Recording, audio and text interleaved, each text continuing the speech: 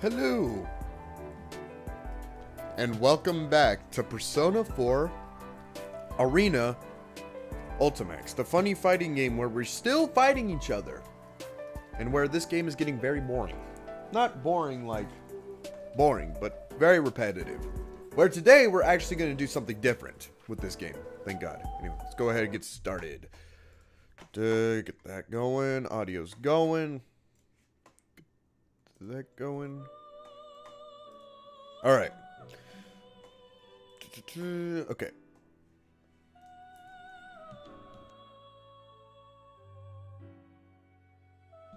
So today, what we're gonna do is instead of doing, the Persona 4 Arena games. Oh, hey Zach, how you doing?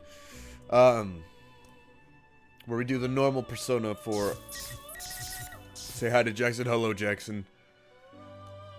Yeah, so we're not going to do any of this. I don't want to do any of this. Let's go ahead and go here. Apparently this is the arena or the Ultimax part, so I'm curious to see how it goes. So, yep, let's go ahead and get started. Let's see what we're going to deal with the mysterious guest. So you will not require our assistance. Is that correct? That does not sound like Margaret. That sounds like, Naoto. Very well. In that case, there is nothing more to be said. As for your presence here... That does not sound like Igor. This room is ordinarily only accessible to those bound by a contract. You are fated to refine your power. You will most definitely require our assistance, eventually. Until we meet again, farewell. Igor, you okay, dude? Oh. Most intriguing. Hello, Igor. How are you doing? Are you certain about this? Okay, maybe that is Margaret, but I don't know about Igor's Our voice. domain is indivisible from the destiny of our guests. Nothing meaningless happens in this room. Uh-huh. Which can only mean that the fate of our visitor just now will be... Margaret? Pardon. I spoke out of turn. We are only allowed to watch over and assist those guests who are bound by the terms of the contract. Mm-hmm. Indeed.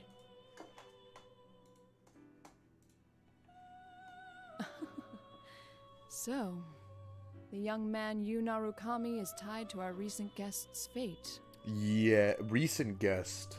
I wonder what fate, or rather, encounter will await him. Yu Narukami. Now that's a guest who never ceases to amaze. Well, yeah, it's Yu Narukami. Yu Narukami's like the best man ever.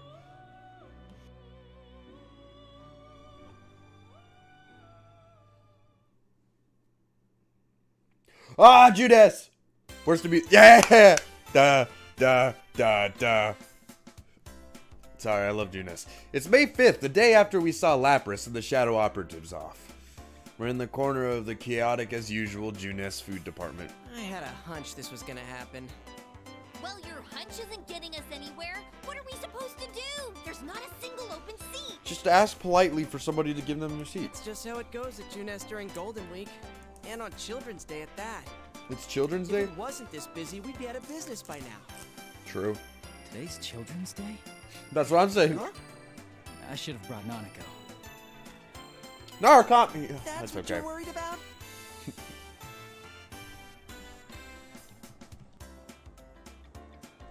Watching the kids run around, I think back to Nanaka's face when I told her I'd be going out. She looked at me like she wanted to say something. I feel bad I didn't ask her about it.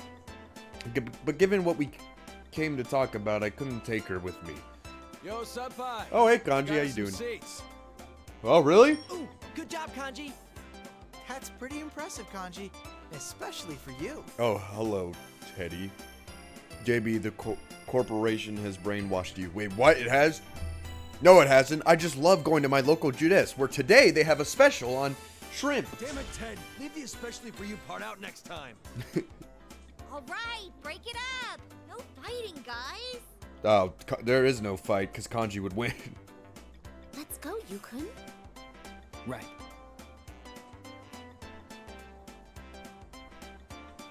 With Yukiko spurring us on, we move to the seat Kanji saved. There's a table for 4 with 6 chairs we found somewhere. After waiting for everyone to be seated, Yosuke clears his throat as if he's driving away all of the noise. So it's a great day out and, Yeah, it's a great day at your jeunesse. Dude, I don't think this is the time for that. What? For what? How else should I start off? Look at the size of this crowd. Yeah, I'd say I made the right call showing up like this. If I came in my usual costume, the little kids would be swarming my adorable bod. oh yeah, you... Mobbed. Oh yeah, Teddy would be gone in 5 Yes, seconds. I've seen how the children tear off your fur from time to time. Wow! Are you being nice to me, Yuki-chan? Has our love finally blossomed? Huh? Of course it hasn't. Shot down as always. It's because you never learn. Well, let's get down to business. We didn't get to talk much yesterday after all. I nod to Chie. We gather here yesterday after seeing Lapras off, but there wasn't time to calm down and talk about what happened. In the end, we agreed to leave the details to tomorrow, which is now today. Don't worry about the crowd. Let's start the investigation team meeting anyway. Yeah, though we are missing 2 people. Rise and Naoto? It's just not the same without our full roster of pretty girls. Ugh. It's kind of weird seeing Teddy from a left angle. Oh, not only Rise-chan, but Nao-chan couldn't be here either. Well, it's not like the other day, where we just lost contact with Rise. Mm-hmm. She seems really busy. Yeah, Rise do be kind of busy. She said she had work during the holidays, too. At least we got to talk to her yesterday. True. Yeah, Nato-kun's job is keeping her busy too. I guess it's the same old for them.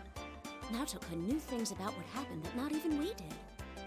Apparently she knew about Mitsuru-san and her friends from the start. Thanks to her, though, we got some good information.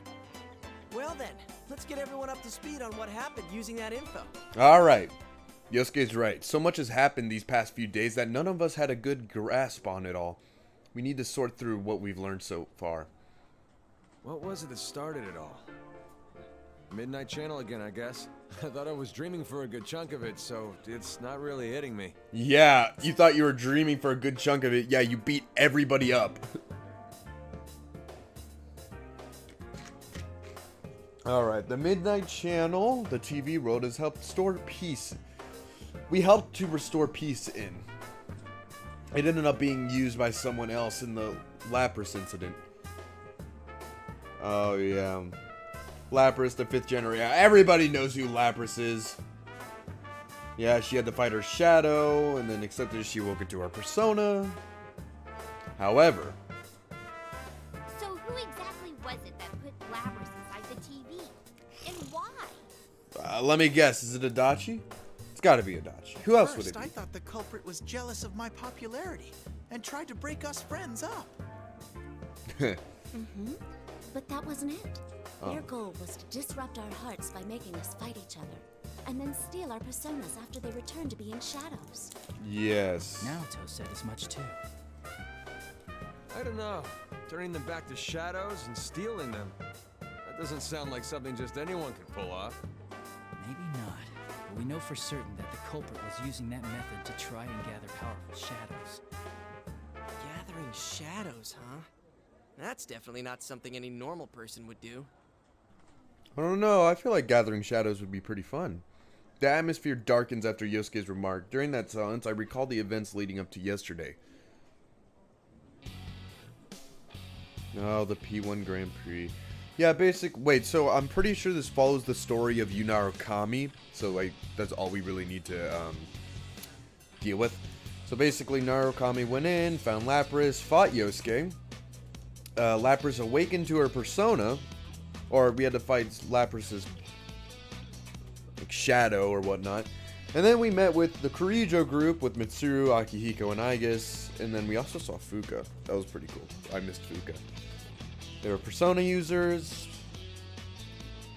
And basically we got to find the culprit who decided to throw Lapras into a TV. How are things inside the TV? I don't know, you tell me. The thought suddenly crossed my mind, so I asked Teddy. After we settled the first case, the TV world turned into a beautiful place, but it wasn't that way anymore during the P1 Grand Prix. I wonder what happened there after we saved Lapras. Still the same. It should go back to normal eventually. But the P1 Grand Prix had such an effect that it's still noisy there. Oh, but... But what? Quit mumbling and just spit it out. It's hard to say for sure, but I sense these weird presences. They feel kind of like shadows, but not really. What do you mean? Weird presences? You mean there's something strange in there? Is there a person in there? I don't really know. What could it be? The culprit, maybe? Then go! But maybe not. Oh my god, Teddy, you're no help. We all look at each other after hearing Teddy's evasive answer. If something's in the TV world, it can only be a shadow, someone besides us who knows about that world, or someone who can use a persona. Huh? How would that make sense? The culprit wasn't a persona user, right? He did say that he used Lapras because he couldn't enter the TV world himself. He couldn't enter the TV world himself?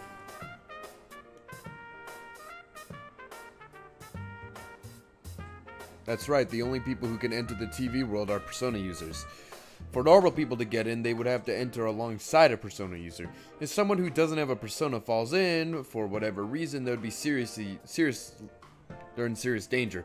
Either the shadow's already dwelling there, or their own shadow might end up killing them. So, wouldn't that mean this weird thing Ted's talking about can't be our bad guy?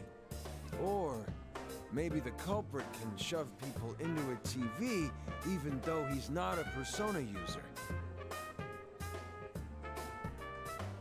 I can understand Kanji's doubts, but unfortunately we don't have enough information right now to say either way. There's one more thing that bothers me.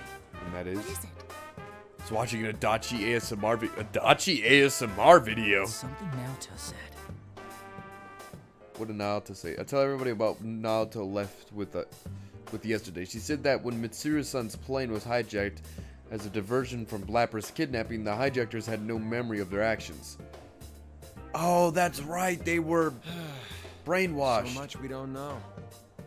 No matter what the culprit was trying to do, if he was after us in the TV world, I doubt this case will wrap itself up. I agree. Adachi interrogating And you does that mean? while eating hang on, I'm curious now. Give me 1 second. I gotta look this up. Too bad for Mitsuru-san, but we're gonna ignore her request not to get involved. I don't know if you want to do that. I mean, we should just let the big dogs deal with it. When Mitsuru-san and her people left, they told us not to get involved any further with the case. We knew why they would said that, of course. They were worried about our safety still. Ah, so the investigation team's back in business. Yep. I feel a little bad doing this to Mitsuru-san, but we can't just leave this be. We can fight too. Oh my god, yeah, It's our wait, I've town, seen that so it's video practically our of duty the to do this. Adachi interrogating you while eating chips. I'm been a while, in though. too. After all, No. I am Labby-chan's knight. I remember that. Plus, I can't sit on the sidelines after seeing what this culprit did to my world. It had gotten so peaceful thanks to you guys. I knew they felt this way, but I nod firmly after seeing everyone still in an So let's decide. agreement.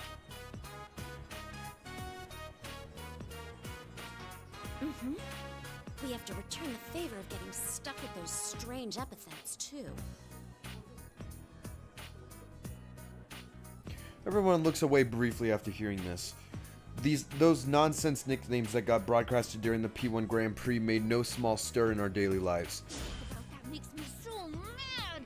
What was that carnivore whose discarded womanhood stuff all about?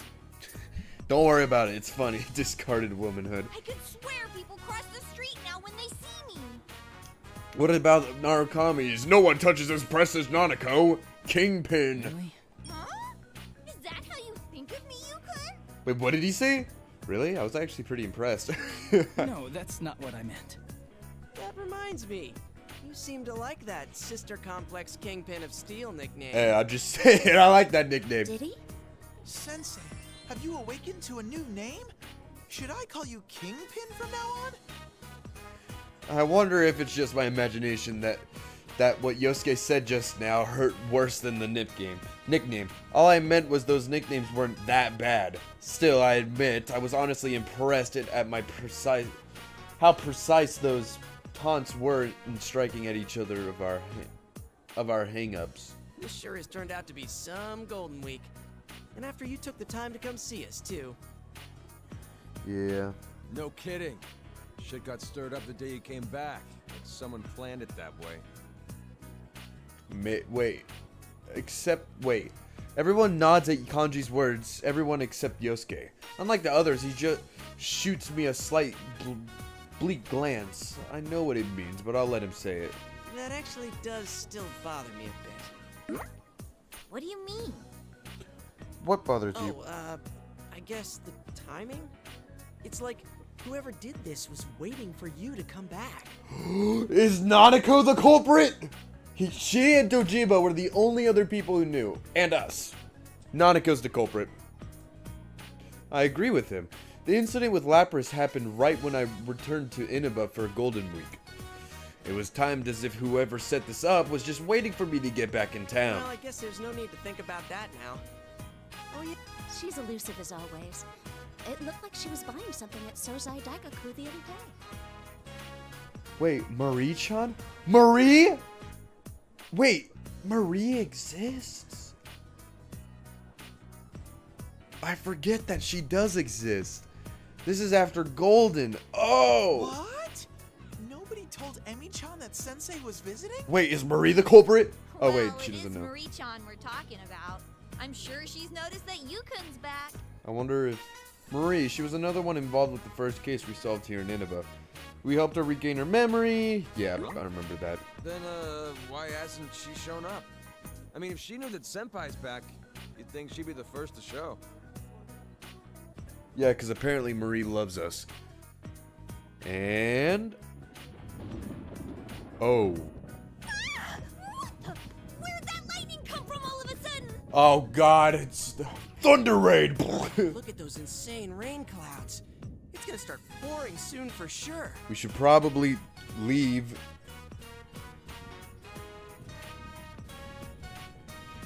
That's when I noticed that the thick crowd of customers here have gotten pretty sparse. As I followed the families hurrying back inside, we also get up from our seats. Jeez, the weather report has been way off the mark lately. Who's there starts playing. Oh, the phone's ringing. Hello? Oh, sorry, that's your phone. Hello? Oh, Kase-san. Kaze-san. We move away from Yukiko a little to give her some space to That talk. reminds me, Lapras is a robot, right? Yes. Nah, I doubt it. The Kirijo group developed her after all, and they wouldn't be that cheap. Mid-chan's group sure is amazing. Her stuff is way better than Junes brand electronics. Shut up! And don't go dissing your own employer. Oh my god, it's why is it so thundery right now? As Yosuke and Teddy snipe at each other, Chie gazes up to the cloudy sky. When she noticed me looking at her, she shakes her head, telling me not to worry. Lapras is with Mitsuru-san and her friends, right? I wonder how she's doing. Yeah, she's probably fine. After the P1 Grand Prix, Lapras joined Mitsuru-san's Shadow Operative since she has a persona now. Even as we speak, she and her companions are probably chasing the true culprit who threw her into Don't a TV. worry, I'm sure she's doing fine. Yeah, If all she's... goes well, we'll see her again in no time. Yeah, since we made our decision to stick our noses into the case, that means we're after the same thing Lapras and the Shadow Operatives are. It seems possible we might meet up with Lapras again somewhere soon. Then again, we're doing this without Mitsuru-san's permission, so I can't say I'm eager to run into them. Yeah, you're right. Man, I should stop being such a worrywart. Hey, looks like Yukiko-senpai's off the phone. Oh, welcome back, Yukiko. What was the call about? It was the inn. It seems a group of our guests is still out. We didn't have any umbrellas ready for them, so I think a lot of them will come back drenched. Sorry, I have to go back for a bit. Oh, that's okay. Right. I forgot this is a busy time for the Amagi Inn, too. Oh, yeah. Actually, shouldn't we be heading home ourselves? Ugh, if this keeps up, I bet it'll keep raining into the night. Raining, huh? That thing's not gonna come on again, is it? No. No, not the Midnight Channel. Everyone turns around at Yosuke's words. He says that thing, but we all know what that means. He's talking about the Midnight Channel. Oh, God. In any case, let's meet up again tomorrow to check up on the TV world. Yeah, we should probably leave. I don't want to get drenched. And I'll call up Nago-kun, though I don't know yet if she'll be able to make it. Cool deal. Well, see you guys tomorrow. Alright, see you, Kanji. We hastily end the investigation team's meeting before it starts raining. As I see Yosuke starting to leave after everyone else, I ask him about the issue he raised earlier. What do you think, Yosuke, about the timing of all of this? Oh, that. I don't know, I might be overthinking this, but... Oh, it's so peaceful with the thunder.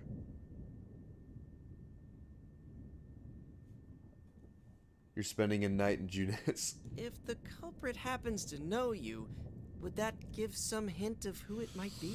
Well, there was only like 3 people who knew I was coming. Well, you guys, Nanako, and Dojima.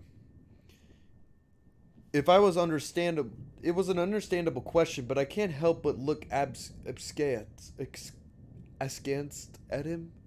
If that culprit had investigated me, of course he would know something about me, but not my plan to stay in Inuma during the Golden Week. Maybe it's Yuna Arakami's parents. Is it possible that it could be Adachi? Oh my god!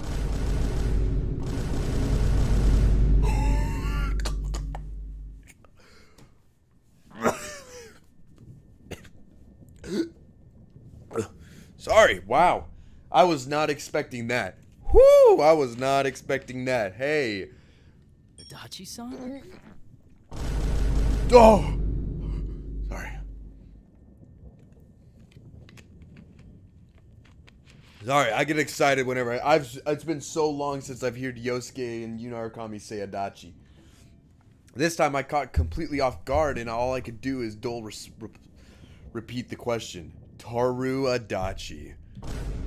The man who was arrested in the Midnight Channel's murder. He should be in police custody now, which is ironic since he used to work for my uncle as a police detective at Inaba Station. We do have quite a history, so obviously he knows about me, and I can't rule out that Dojima-san might have told Adachi-san about my vacation No, plans. it wouldn't be him. He has a persona. Oh, yeah. Oh. Good point. Who? Sorry. Wait, Wasn't trying to weird you out. So, after... Wait a minute. Does Adachi keep his persona after the events of... Well, I guess so. I guess they all keep their personas. Whatever. Yosuke's tone is apologetic, and he scratches his head. But really, I should be the one apologizing. I didn't just deny that I could have been Adachi-san, because he's a persona user. The real reason is that deep down I trust what Adachi-san said about abiding by the rules of this world. But if that's not him, then who? The gray clouds fill the sky over our heads, mirroring the confused anxiety we share. Oh my god, I forget Adachi's here.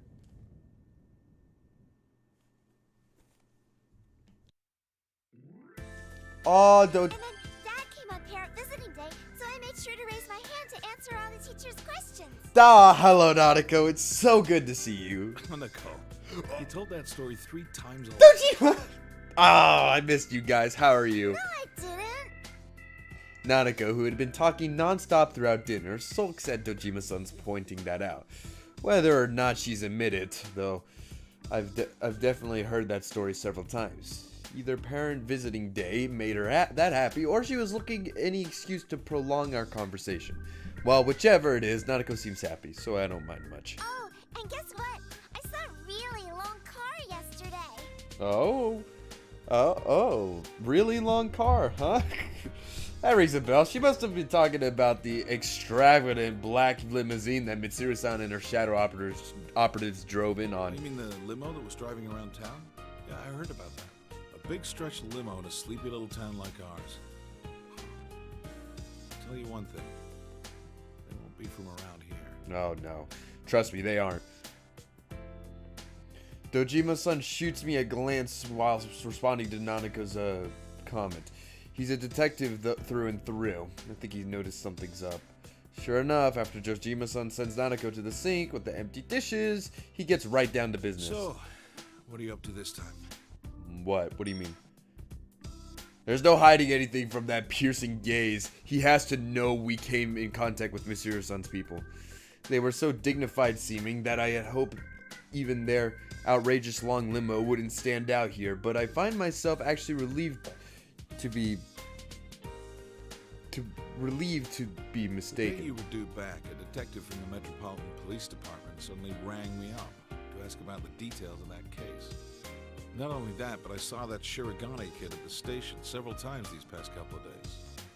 Was this all just a coincidence? I don't know. I've been hanging out with my friends. That's... Can't answer, huh? Well, that's fine. Dojima-san gives a deep sigh and closes his eyes. That's odd. Normally he'll grill me for more information and yell at me while doing it. Look, I trust you, but this is different. Don't stick your head into the lion's den. You do understand that I'm a detective and pretty much your guardian while you're here, right? Yes, you are. His strict yet honest gaze asks me to promise that much in return for not probing me further. I say yes, but in my mind I'm apologizing at the same time. We're heading into dangerous waters, but it's the same as the situation when I lived here. We have to be the one to do this. So long as you understand that. Then do whatever you want. He's pulling a Sojiro. Sojiro's just like, I don't want you doing anything stupid, just don't put it on me. I can't help but smile at seeing Dojima-san's look away inside. I'm sure that he has a million questions about everything I'm doing, but he's not asking them. It's because he trusts me. Hey, you're picking on Big Bro again, Dad. You're fine. Oh, no, not at all. We were just talking. Really, Big Bro? Yeah, we're just talking. Yeah, there's nothing to worry about. Don't worry about it, Nanako. I'll always be on your side, okay? That's when I answer her with a smile, Nanako looks up at me with a worried expression, but her reply is earnest. Out of the corner of my eye, I can see Dojima-san looking uncomfortable, and I can't help but laugh again. Oh, I love hanging out with the Dojima stuff. Jack Frost! Catherine poster. Oh, I missed this move. Where I turned to my room, I could hear the faint rumbling of thunder in the distance. The rain that was pouring down this evening has already stopped. If the pattern holds, the Midnight Channel should stay quiet as long as it's not raining. Realizing... yeah, whatever. I have to go back home tomorrow.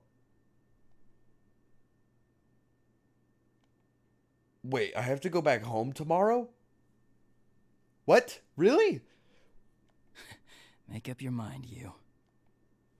I inadvertently glance towards the TV screen reflective surface and catch myself with an odd smile on my face. Just a little longer until midnight. Out of habit, I check the time, and the moment I look back at the TV, the screen suddenly turns on. No! God!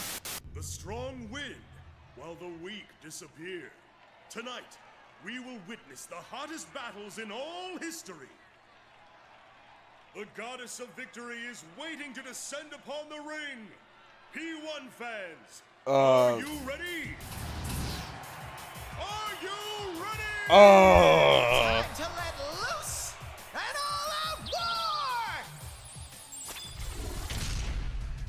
The contestants in the previous P1 Grand Prix have returned for another. Oh no! Wait, why is Akihiko?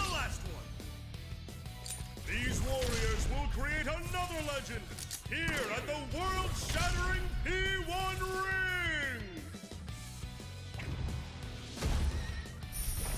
These are battles of honor. Why is this? Wait. Sparks will fly. Kaji! Fight for pride. Some fight for glory. Chair versus Rapier. Will this be decided by pure muscle, or will a battle of wits determine the outcome? I guess. Things are heating up. Kuma? Wait, what? That said Kuma. Who will win the title of champion? Who will be It's Lapras. Wait. Whose tale of glory Why am I there? for generations? All that remains are the dreams of the warriors.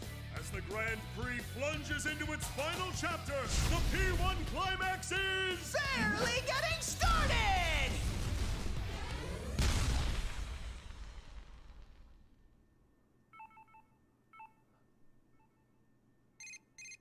Oh God, you gotta be. Hello? Did you see that? What the hell? Hello? Hey. Uh-oh, that's a Oh, the power must have went out. Oh, the power must have went out all of Japan. What you pay? What's going on here? What in the world? Yukari and Lapras. A red fog? The fog. Why is it Tartarus? What the? What the hell just happened? Am I going crazy? I think I'm going crazy. Did I just see Tartarus? I saw the moon, and I saw a giant tower shooting to the sky. It's Tartarus. God damn it, why is Tartarus back? Yoo-hoo! All you P1 crazies out there, sorry about the long wait. Who are you? The TV shows a familiar classroom. If I remember right, that's the announcement room. God damn it. The P1 Climax! It's the end of the world! One-on-one deathmatch that's worthy of the name Climax! And best of all, if you don't win the one-on-one tournament to the finish within the hour, the world will end! No punches pulled this time! Oh, so the world's gonna end. That's what's gonna happen? I'll make myself clear so that no one misunderstands. This will not be taking place within the TV world. Oh, well, thank God we don't have to go there. It will, in fact, take place in the reality which you occupy. Enjoy it while you can. Alrighty then. Time to show off how that special stage is going. Okay. Okay. I'm just surprised. Oh, this is giving me flashbacks. No, wait, was I guess? No, Akihiko. Mitsuru. Fuka. What happened? What happened? Is that Mitsuru-san? Oh, God.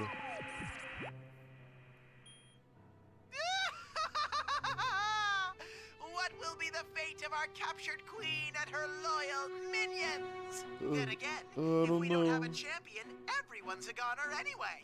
So she'll be in good company. Best of luck to all of you. The display cuts off abruptly and the TV becomes a silent box. Oh no. It's covered in eerie red fog. Not the fog! Why is it back? The red. Why is it back? The street lights are off and I don't sense anyone's presence. The hazy light illuminates the town. It's the red fog. Seeing the town in such an obvious abnormal state snaps me back my senses and I quickly look back into my room. Nanako! Dojima-san! Oh shit, what happened to Nanako and Dojima? Huh. No one answers. I rush down the stairs and check all the rooms, but no matter how hard I look, the two who lived here are nowhere to be found. What in the world is going on here? And worst of all, this isn't the TV world. Is this really still the real world? If so, what's happened to the townspeople? A wave of confusion and fear crashes over me as I sort through the information at hand. My cell phone won't even turn on. Like it suddenly broke. It's happening again. Food court. That's right. Whenever we had a case that were where we gathered. If Yosuke, Chie, and Yukiko have noticed this too, then we'll definitely be heading there. Teddy should be with Yosuke, so there's no need to worry about him. Kanji, though, he might head straight into the TV. I chuckle to myself at the thought, a rare moment of humor in the looming crisis. I know where I need to be, so I quickly prepare myself. Whenever we need to fight, I always glide in my Yosagame High uniform. Okay. Well, my main question is, why is Yukari and Junpei here? Where did they come from? To be continued.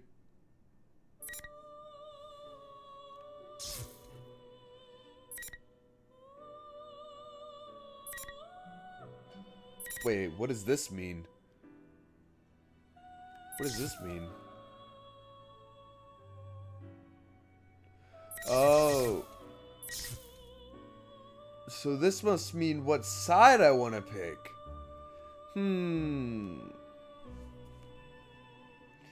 Naoto or Rise? Naoto, Rise. Naoto. You know what? We haven't played with Naoto. That sounds... Nah, don't take it like that. We haven't played as Rise, or we've seen a lot of Naoto. We haven't seen much of Rise. Let's go ahead and give her a shot. Impatience. Alright, sure. Let's see what's happening with Rise Kujikawa. I raise one arm towards the mirror-lined wall and close my eyes. In my mind, I see a stage... Hazy wait.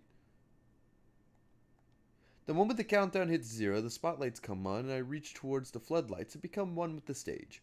Say hello. Hello. You gotta say goodbye to 1,000 lights. Yay! Shout, friends, just those words you really mean. And let your voice be heard all over the world. Stand up when you hear a knock on the door. It's me, come on out.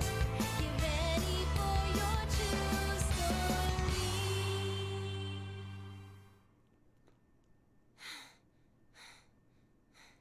Huh. I remember that song. Good song. So she must be still in the idol business. Cool.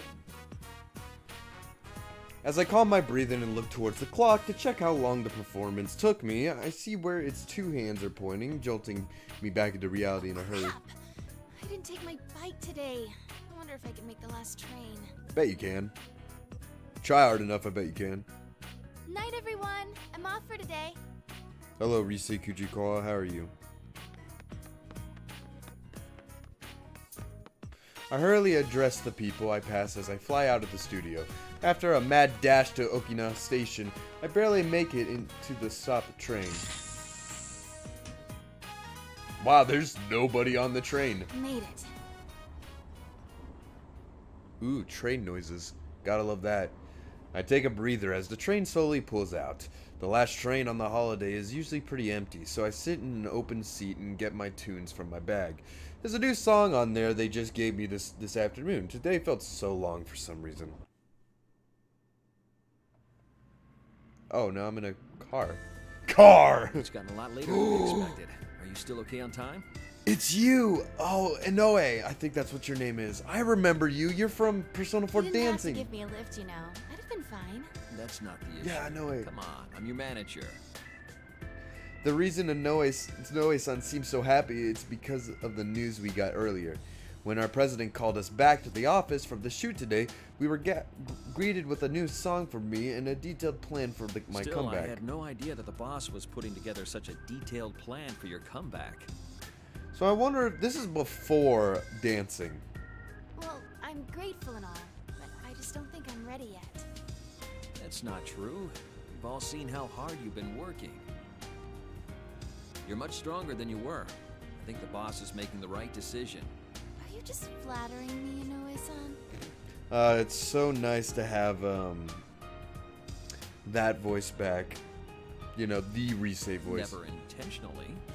You sang that new song we gave you today after just a short lesson. You even memorized the dance steps in record time. I wasn't any good, though. I got distracted by the steps and kept going off key. And I wasn't hitting the turns cleanly. I've still got a long way to go. It's true. Even as far as discussions of my comeback goes, if Inoue-san hadn't come up with an excuse for why we couldn't get in contact with me until yesterday, the plan would have been sung. Rise-chan, did something happen? Huh? I know that there's a part of your life you won't let me into, and that's okay. An idol doesn't need to tell her manager everything. But there's a difference between keeping things private and isolating yourself. You asked if you could get some days off during the long holiday, right? And you didn't seem too keen on today's session either. Did you have some other engagement in mind? No, you're just cutting me too much slack. Thanks, though. It's nothing to do with work. There was something that made me realize how powerless I am. How powerless? I don't know, Risa. You're pretty powerful for a Persona user. I mean, yeah, it's only support abilities, but man, you sure as hell help. So many people have supporting me for my comeback. But no matter how much I throw myself into rehearsal, all I could think about is how I was nothing but a burden in the incident yesterday. I'm okay. Were you worried I'd quit again? I'm still set on getting back into showbiz once I shake off the rest from my hiatus. I can tell that much from watching you practice. Still, maybe you need a breather. Huh? The publisher consulted me about maybe rescheduling the photo shoot. Oh? When I told them doing it later would be problematic since you're still a student, they decided to reschedule for another time. So, take a nice break tomorrow. Yay! No, son. But things will be busy after the long holiday. The success of your comeback project is on the line here. I really appreciate it. Can you let me off at Okina Station today? If I have tomorrow off, I want to stop by the studio and practice a little more. Huh? But wouldn't it be late by the time you're done? Why don't I take you straight home? There's not enough room at home. Please? I'll go straight home after I practice a little. Well, alright. But don't push yourself too hard, So you're gonna go back? I won't.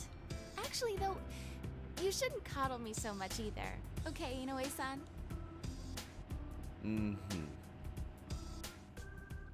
So Rise's gonna go back to the studio tomorrow. Through the train windows, I could see the countryside with only a few lights here and there. The train was empty to begin with, but the only gets emptier as we approach the final stop. A long holiday, huh? This holiday was supposed to cap off with just work and rehearsal. Even when I heard Senpai was coming back, I was the one who decided not to change my plans. When I told the others, they said stuff like, oh well, work's work, and hang in there. Kanji was the only one who acted like a kid saying, what's more important to you, your work or Senpai? That reminds me, Naoto-kun had to work during the holidays too. I bet Naoto-kun would get all indecisive about these things. When I sigh, I take out my cell and I notice I have an email. Oh, it's from Yukiko-senpai. It's a summary of what the investigation team talked about today and the time we're meeting tomorrow. Guys, at 6 a.m.? That's early. I bet some of those guys are gonna be late for sure. I laugh, but I quickly turn into a sigh. I have tomorrow off thanks to Inoue-san, and while I'm happy I get to see everyone, I'm a little bummed out too. I couldn't do anything during that incident. I don't remember anything else about that day after I finished shopping for dinner at Jeunesse. When I came to, I was already in the announcement room in the TV world under the surveillance of General Teddy. In the end, it turned out that General Teddy was Lapras' shadow. Yep, I remember all of that. Since I was captured, they used my voice and likeness to goad everyone into hurting each other.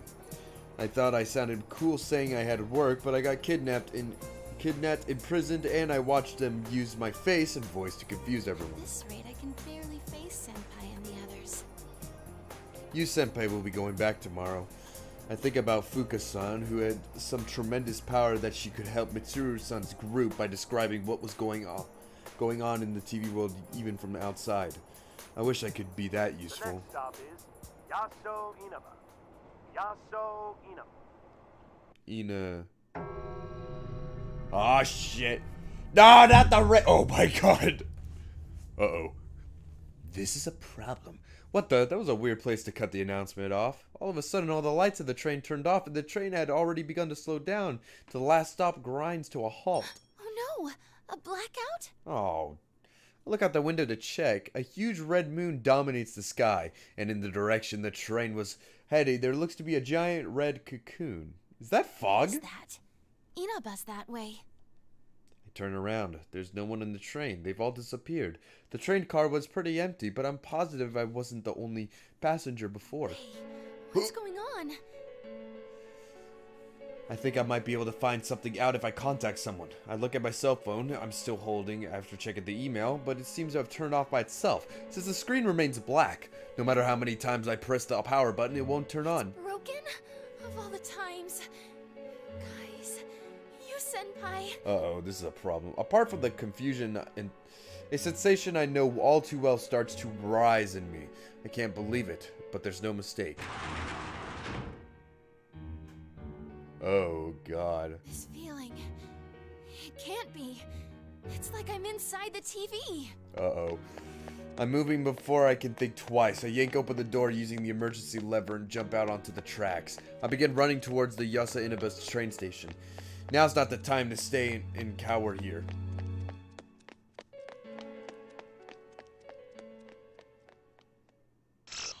Oh, to be continued. Wow. Interesting. So the next thing is to go see what Naoto's doing. Finding the clues. Alright. In Inaba PD. Police Department. Alright. The clock ticking echoes through the room. Yeah, basically. I seem to yearn for some mental stability. Simulation to distract me from the sheer volume of information I'm attempting to process. But when I look up, all that's before me was a tall stack of files I brought in from the reference room. Even when I cooperated with the investigation as a detective, I'd only been in the room a few times. They must have ushered me into the drawing room on the highest floor of Inaba Station today in order to send a message. Don't draw attention to yourself. I lower my hat to rest my eyes and spend some time thinking back on the conversation I had a short while ago. I see. Oh, hey, In it's other you. words, nothing suspicious is apparent in the current Kirijo group. Nope, nothing at all. There are no factors that would necessitate detouring Mitsuru Kirijo or the shadow operatives which she leads. The man holding my report falls silent, pondering something. His reaction shows that he is most likely foresaw what sort of report I'd hand in. The well-dressed man before me belongs to the... Yeah, I know who you are. You're basically investigating the shadow operatives. Seemed to have some idea who stole her cargo, yes? She did indeed. To begin with, the culprit knew the contents of the cargo which even Miss Kirijo herself did not fully understand. It follows that the culprit in this case was someone with intimate knowledge of the Kirijo group's dark secrets. How Mitsuru Kirijo deals with this culprit will surely shed more light upon her true motives. Half of that is true and half is, Safri? Seftri? What? I don't know what that word means. I need to discover the trump card that public safety is hiding. For most likely that trump card will lead us to the culprit of the case, the one who stole Lapras. After a moment of silence, the man places a stack of thick folders before me. If I had prepared this in advance, that means you would weighted his options. He knows of my intentions, yet he must have made the decision that it's what they stand to gain and worth of the risk. Report to us again when you find out more. Oh, that's it? With that, the man leaves the room. It seems my gamble paid off. Whether I find out more or not, it's certain that something will happen. Lapras' kidnapper hasn't been caught, and the case is ongoing. Even now, there may be developments somewhere. My friends of the investigation team must be having a strategy meeting at the food court around now. Though it's been a while since any of us have seen you, senpai, so the conversation may have been already digressed. Sighing, I force aside the twinkly and loneliness and drop my gaze to the file that my gamble won. The Kirijo Ergonomics Research Laboratory. An organization specializing in research upon shadows.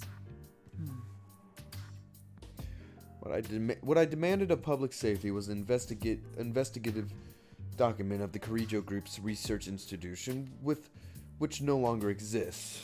The founder of the institution was Mitsuru-san's grandfather. The content of the reports were filled with matters that were hard to believe.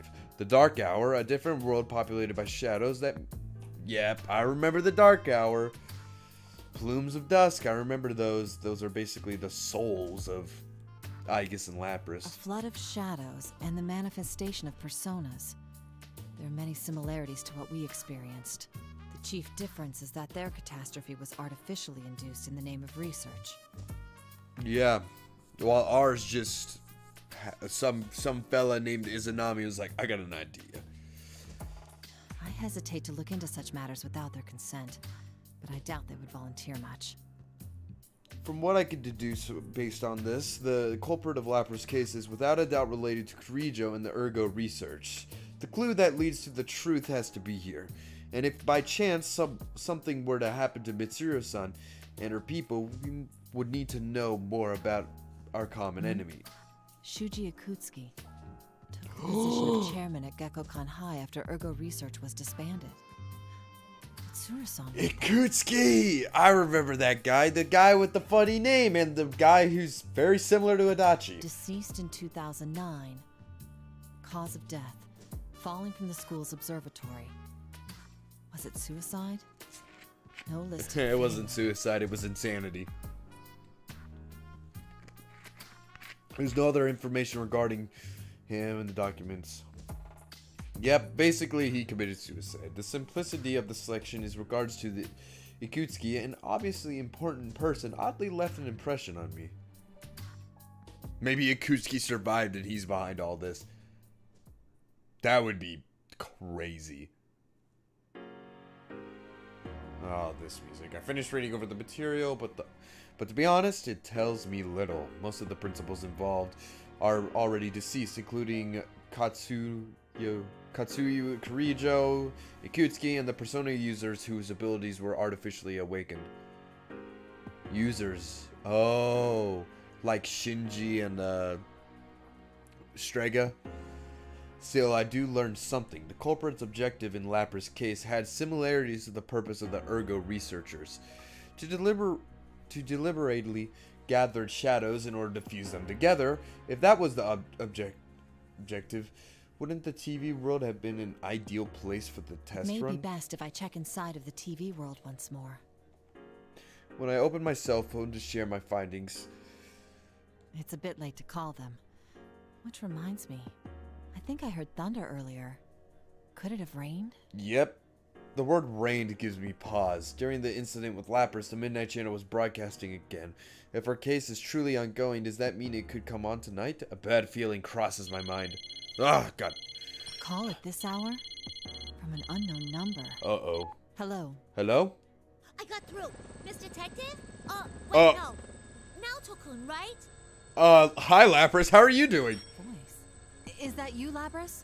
What's the matter? Why does it sound like you're in a washing machine? Listen up, because we got a big problem. Mitsuru-san and the others were on their way to Inaba, but they've gone missing. Missing? Wait, who? So we were gonna go look for them, but these weird guys came barging into the Shadow Operatives lab. I'm the only one who got out. Wait, what?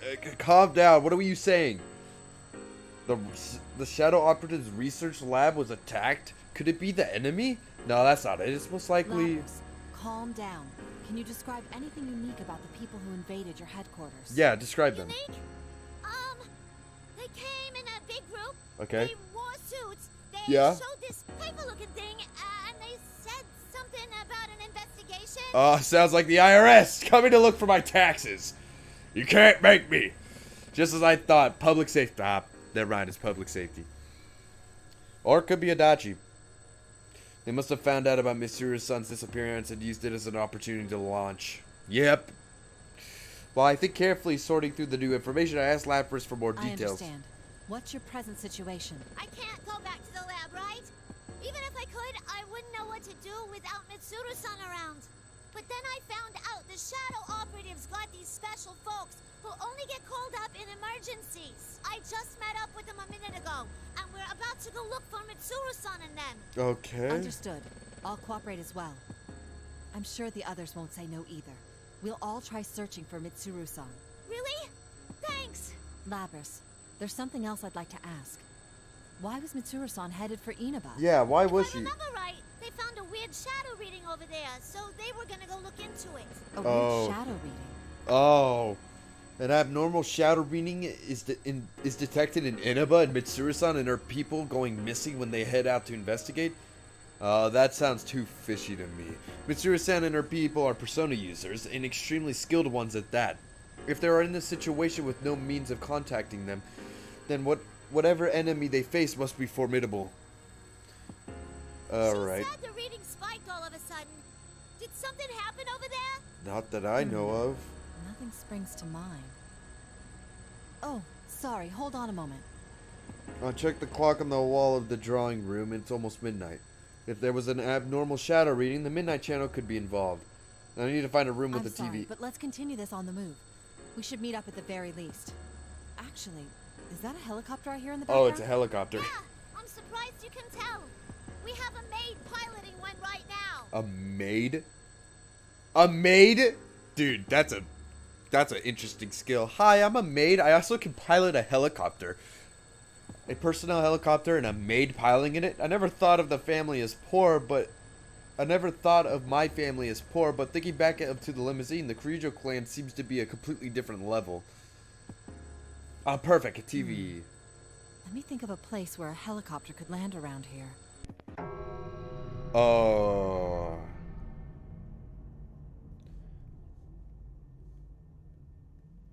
Well, this is a problem. As I continue to talk while walking down the hallway, all the lights suddenly turn off. Though it's midnight, this police station, there will be several officers still stationed here, even at this hour. However, in defiance of these facts, an unnatural stillness pervades the air. A blackout. A blackout? No! No, that's not it. The roaring helicopter rotor of the other end of the line has fallen silent. My cell phone has gone dead, as if the batteries were drained. I try a few things, but I won't even turn on. Have all the electronics here stopped working all of a sudden? I open a nearby door to get a better look at my environment. The empty room is hazy, lit by an eerie red glow coming from the window. Walking to get a clearer view, I gasp at the sight outside. An obvious pall has fallen upon the quiet rural town. No. Fog? No. Why is Tartarus back? Seeing the town enveloped in fog, I can't help but remember last year's case. With the foreboding feeling that the situation has taken a turn for the worse, I quickly leave the strangely empty Inaba station.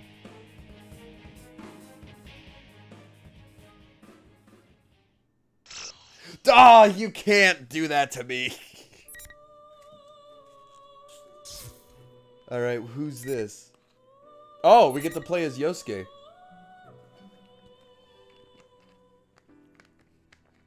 Let me get a drink real quick.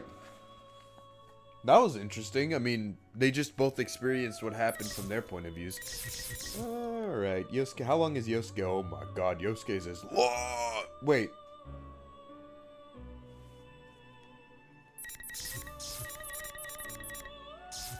If I'm guessing correctly. Oh my god, whose is this one? You know what? Don't matter, alright. Let's see what Yosuke's doing. Oh, Yosuke's outside. Oh. Damn it, it's not turning on. The streetlights are all out too. What in the world's going on here? Wait a minute. Why is the water green? The goop. No. The Midnight Channel came on again. I called up you, and all of a sudden, my cell phone goes completely dead. What in the world is happening now? I decided to rush to the floodplain for the time being, but there's not a single soul out in the red fog, apart from Teddy, who's running right next to me. Isn't this pretty dangerous? There's no one around. Am I gonna be all alone with Yosuke for the rest of my life? No! Why couldn't I be stuck with a beautiful lady? Oh my god. I'd say the same thing about you. Anyways, we need to get to Juness right now. We're going to Juness? Such devotion to your company in a crisis. That's not why we're going, moron. Someone from the team's bound to be there now. Whenever anything happened, we always met up there. So if we can't get in contact with anyone, that's the first place to go, right? Yeah. Oh, I see. Then Sensei, Chie-chan, Yuki-chan, and even Kanji are probably on their way right now. Actually, I could imagine Kanji going straight into the TV world instead. Well, I don't know. I mean, that guy went into the TV while he was half asleep. It wouldn't surprise me a bit at first thing he thought is, I better go into the TV right away. Still, what was up with that Midnight Channel earlier? I've never heard of it starting before midnight. And what's up with the countdown? This isn't New Year's Eve. That is true. It's a good thing we were in front of the TV. If we missed it, the world could have ended without us even knowing. Dude, don't even say stuff like that. If I'm remembering right, he had something about a one-on-one battle within an hour, and then there was a short shot of Mitsuru-san and her people on crosses. Is that video for real? I doubt Mitsuru-san's bunch would get caught that easily. Crucifying a lady like that is unforgivable! Yosuke, let's hurry and meet up with everyone so we can go rescue Mitchan. Mitchan? Right. You're really fired up about this, aren't you? And then, I'm gonna get a thank you kiss from the lovely lady. That's why he's fired up about That's this. what you're after.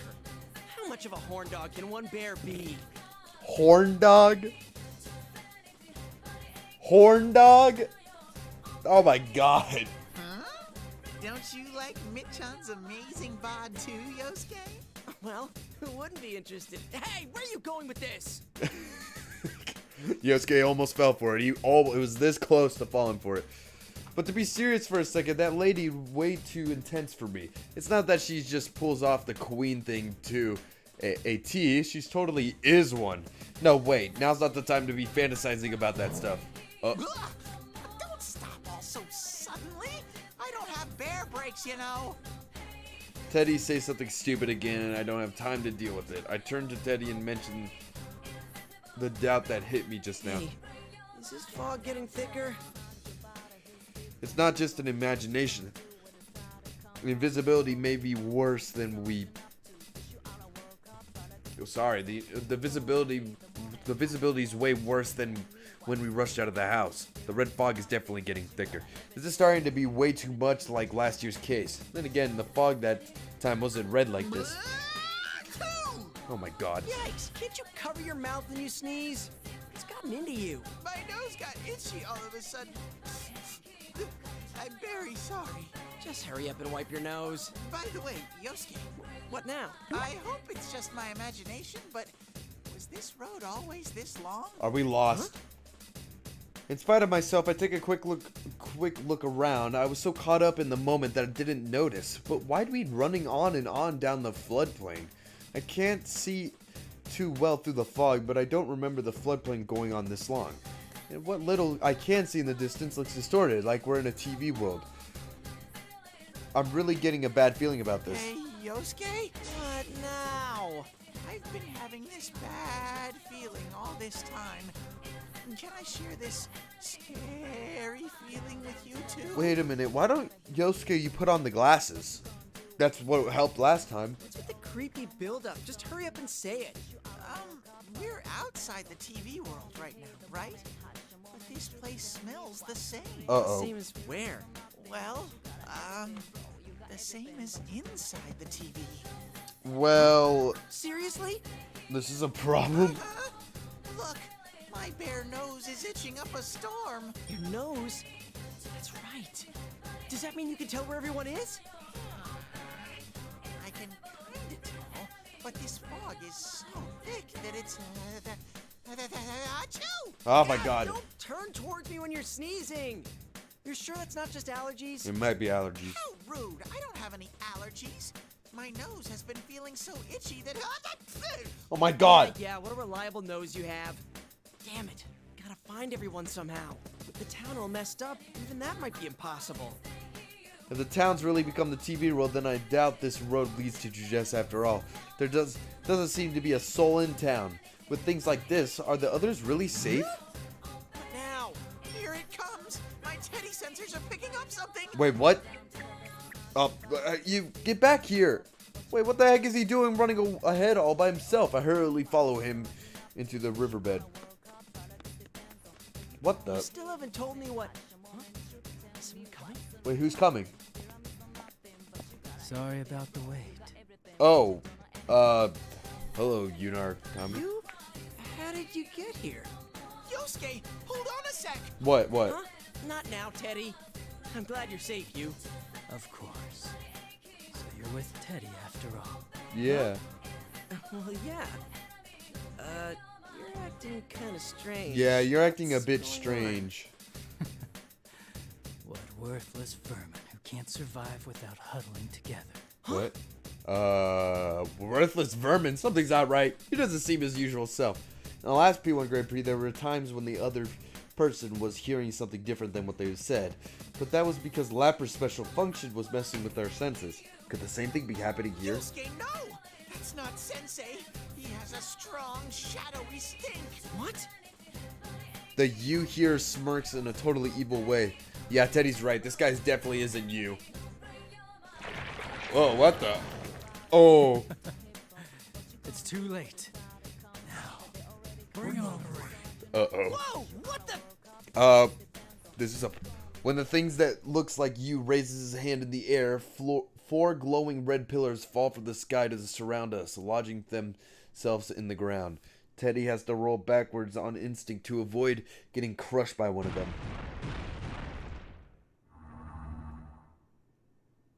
Oh. I'm gonna die! Ah, you're fine, Teddy. Are you okay? Ow. I tried to rush over to him, but the corner of my eye, I see one of the red pillars give off an eerie glow. Ow! The next moment, I ran right into an invisible wall. That really hurt. I feel like my nose is gonna fall off. This is another thing that just like the P1 Grand Prix the other day. Oh, dear lord. Is it Rise? Huh? You really don't learn, do you, Yosuke? This is the P1, so obviously the rule is that only the winner can move on. Now, it's about to begin. The first battle of the P1 Climax. Is everyone ready? You again? Yosuke? Uh-oh. The fake Teddy's back! You're General Teddy? Seriously? What are you talking about? You're such a grown ranger, Yosuke. It doesn't matter who I am.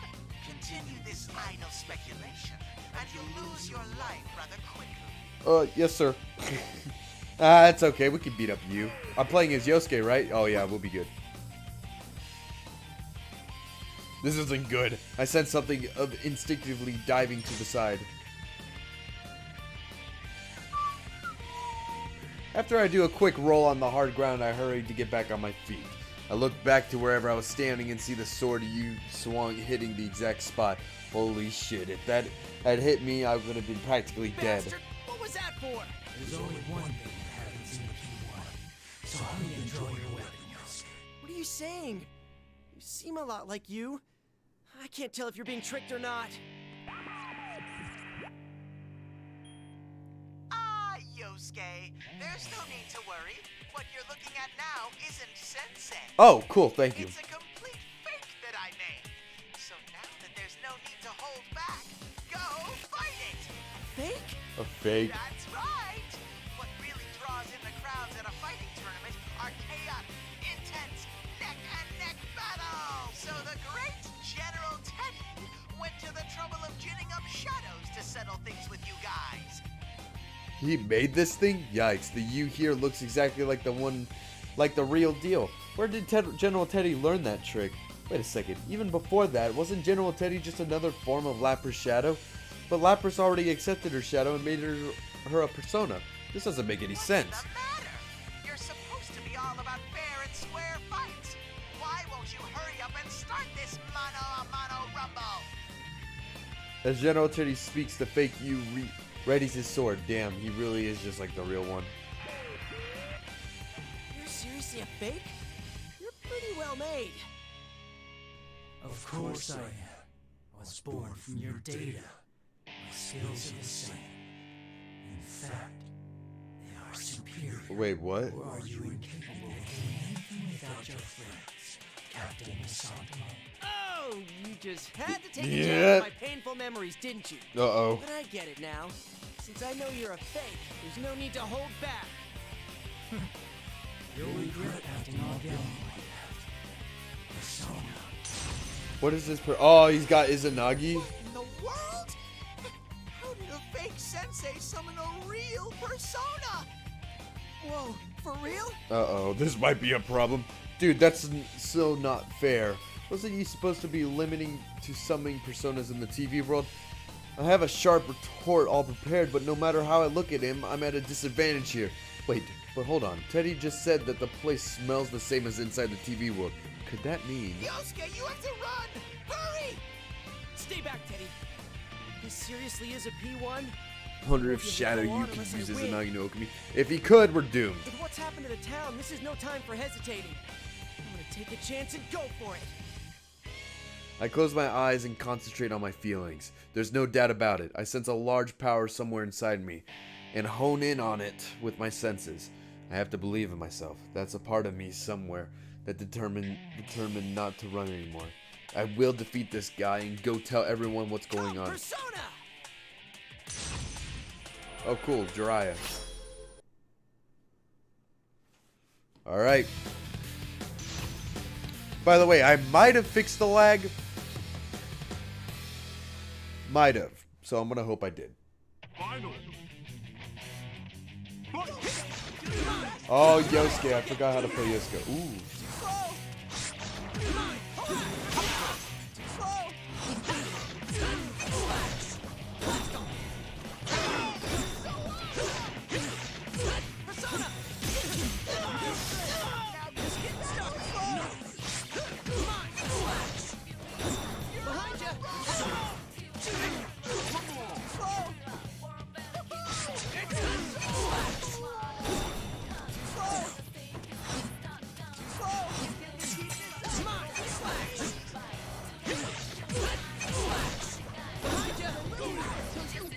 Come on. Ooh. Ha ha ha.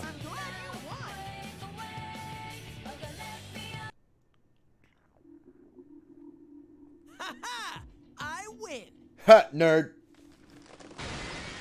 Oh, what the moment I declare victory over the fake you, the red pillar surrounding us shatters with a tinkling noise. If the P1 rules still apply, that must mean the invisible walls are gone. But man, even though he's a fake, he's pretty tiring to fight another Persona user. Every time I clashed with him, my muscles were burning up. My eyes still feel like they're prickling. Huh? Am I that out of shape? Yosuke! I believed in you!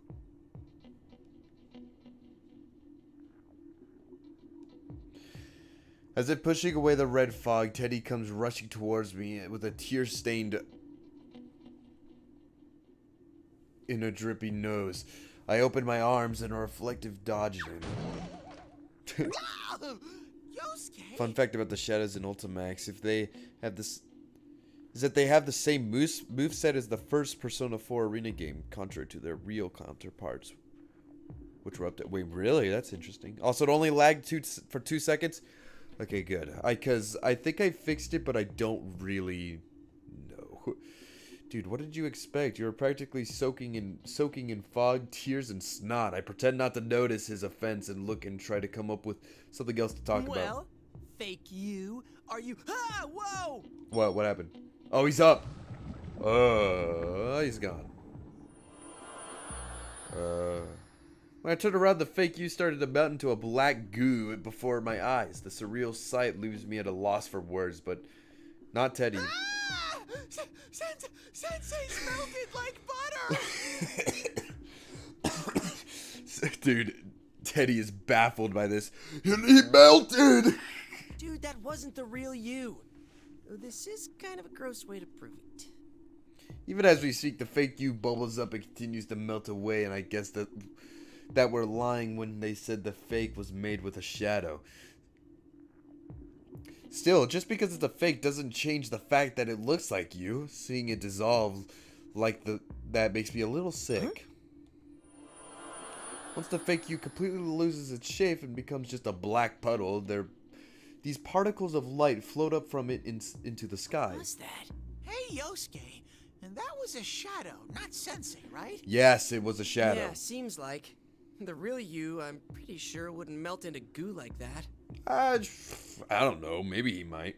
I'm just saying, sometimes you just want to melt into goo. That's true, but, what is it? You're being really cagey today. Labby-chan's kidnapper said he wanted to steal our personas and make them into shadows, right? Yes. Sensei's persona got stolen and became that thing you fought? Uh-oh. What? Like hell that would happen. Wait, it wouldn't, right? Now I'm scared. Don't ask me, I asked you first. No, that's impossible. There's no way he'd go down so fast. But that fake was really strong, and the way it fought did seem a lot like the real Anyway, you. we gotta hurry and find the others. This whole thing is making me more and more nervous. And man, suddenly I can use my persona in the real world? What's happening to this town? Dude, everything. It's like Gotham City, bro. Why is everything going to shit in Gotham? I smell the real sensei. And from the other direction, I'm sniffing... Oh, it's Yuki-chan! Really? Can you smell the other guys too? No, just those two. Actually, this might not be good. I sense shadows real close to both of them. Uh-oh. Damn it. Oh well, we're gonna have to split up. Yeah, that We might need be to a make sure problem. everyone's safe first. After that, we can meet up at Juness. I'm sure. Alrighty then. In that case, it's time to fully open up my bare nostrils. Roar! Wait for me, Yuki-chan! Your teddy is coming for you! Oh, there he goes. Oh, he's gone just like that. Wait! You didn't tell me where you is! Roar! Yuki-chan! Wow. Damn it, you perverted bear! You are so getting a pay cut for this! Ooh. Really cuts deep with that one.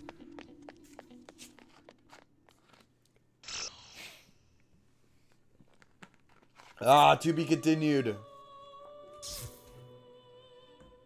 Oh, we get to see what Yu's doing. Interesting. Oh, and what Teddy's doing. Okay, I like this a lot. Alright, let's see how far. Okay, so we already, salary cutting noises. Said he hears the snipping of scissors and he stops dead in his tracks and looks back and goes, Yosuke, no! Alright, who do we want to go with? Teddy or Yunarkami? Considering this wasn't that long, I'm guessing we're gonna go. Let's go with Narukami.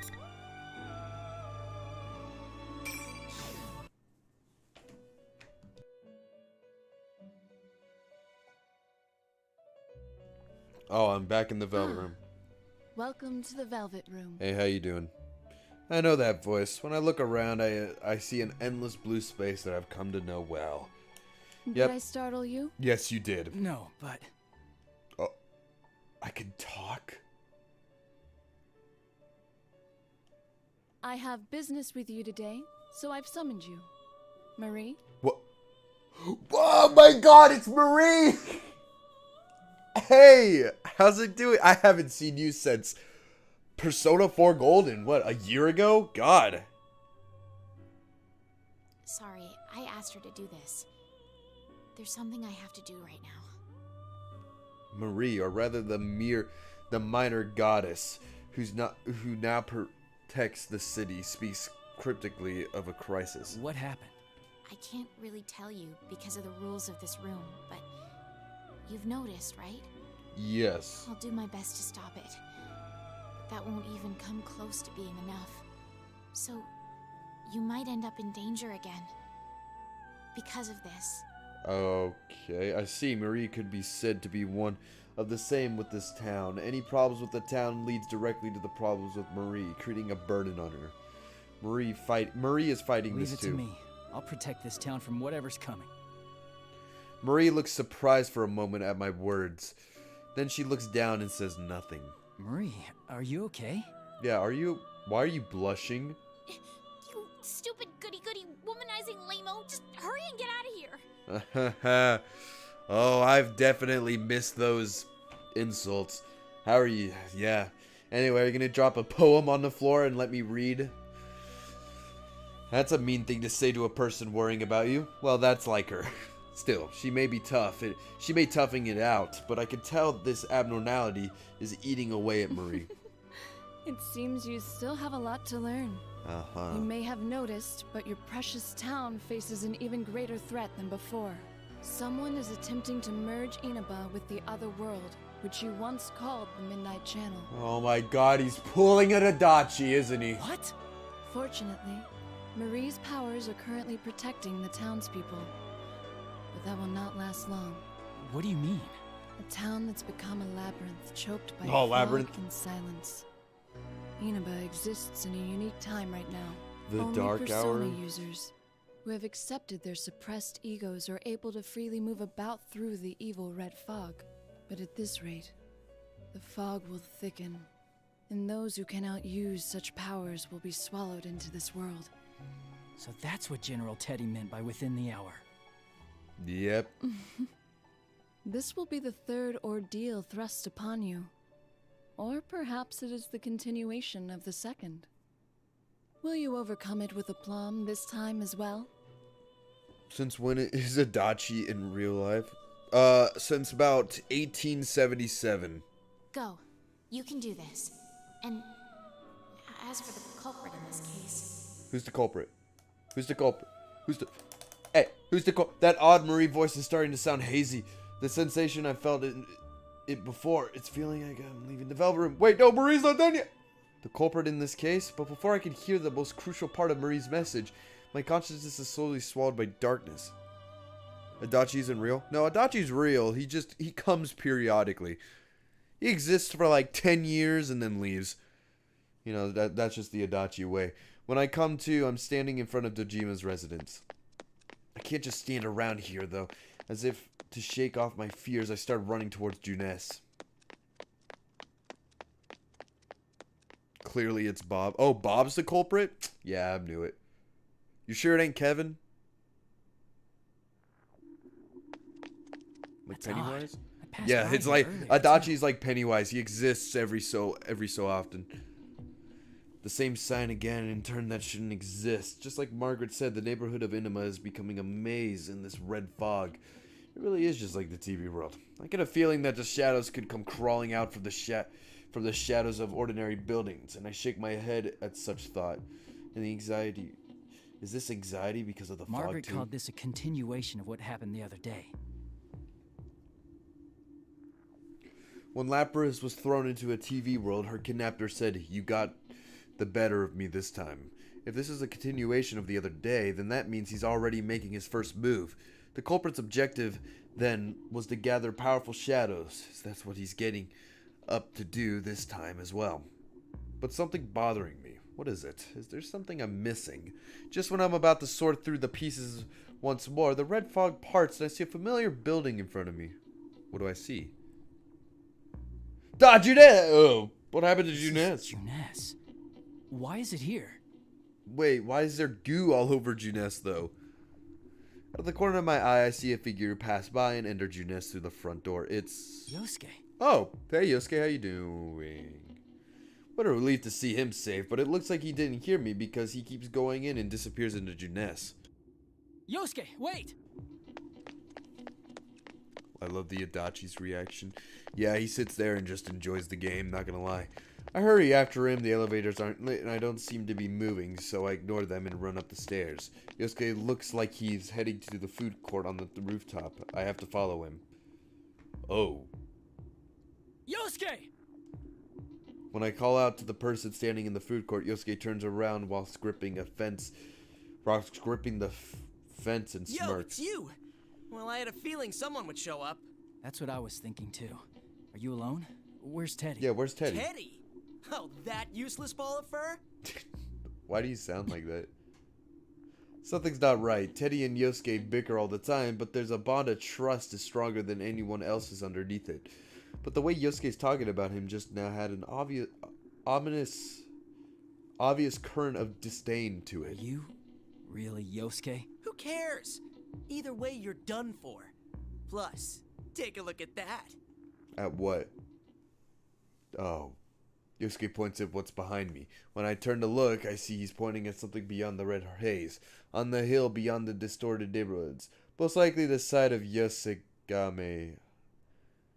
God damn it, it is Tartarus! What is that? When I rush over to the fence, the wind pushes away the fog, letting me see the thin shadow of what really is our grotesque tower that defies reality, nothing like in any normal building. The image of Mitsuru-san's people become crucified passed through my mind. That's where they are, isn't it?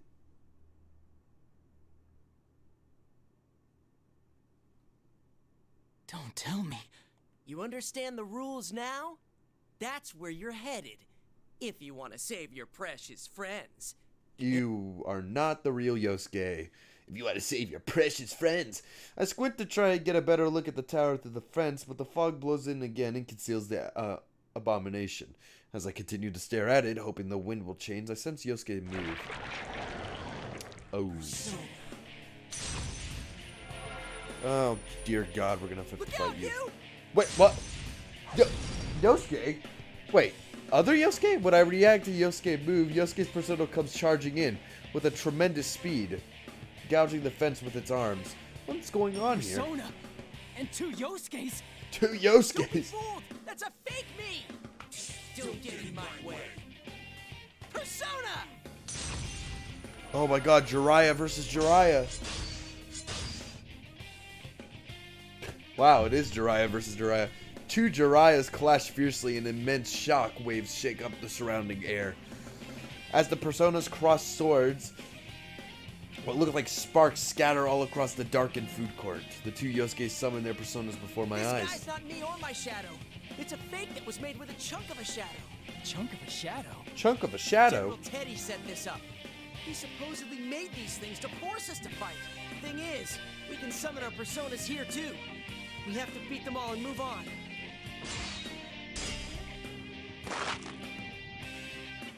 The two Jiraiyas use the rebound of their power to put distance between each other.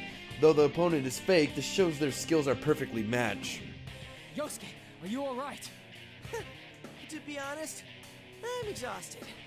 But if this is more of the P1, we can't let ourselves lose. Oh, so you noticed too. The culprit behind Labrys' kidnapping is doing this as well. Yeah, that stupid ass culprit. It's gotta be Adachi. Right. I don't know what they're after, but let's defeat this thing and keep going. Chunk of shadows. Metal Gear. You don't get it, do you? You're both going down here. Don't act so tough. You might be a copy of me, but there's no way you can beat you and me at the same time. That is true. 2 against 1, huh? We're being all fair and square, but I see you'd rather play dirty. Useless vermin who can't do anything unless you're huddled together. You're completely forgetting the rules. The P1 Climax is supposed to be all one-on-one battles. I'm not going to take on 2 of you at once. Now, bring on the ring. The ray. Oh dear Lord, here it comes from the sky.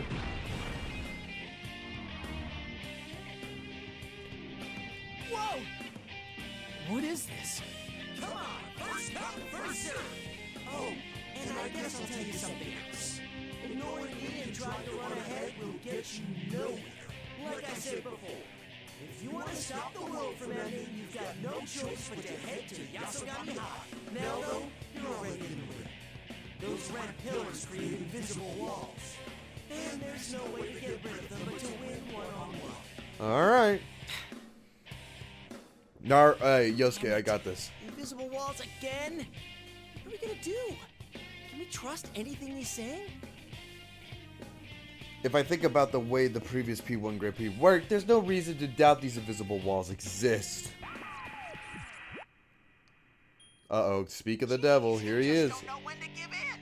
Can't you just go on and fight when it's not against your friends? You already know it's a fake. You. Yes, it's the lovely General Teddy. I've been watching all this time, and what am I seeing? I poured my heart into making fakes who look exactly like you, all to set up a good fight.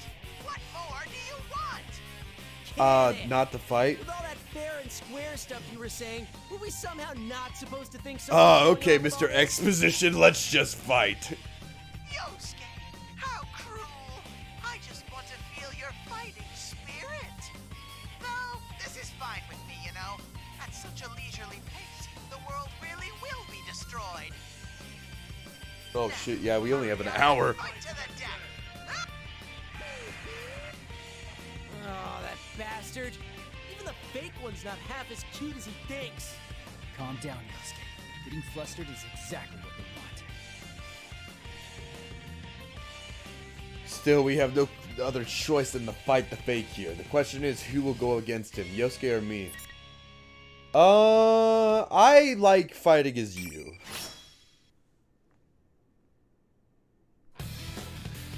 I think Yu is a pretty good. I'm pretty good with Yu Narukami. Finally. Oh, why is this the music that's playing?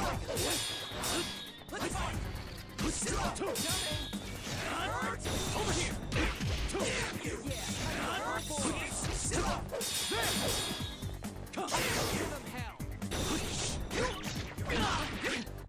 Great. Now why do you over here? Over here. Enough. Over here. Over here. Over here.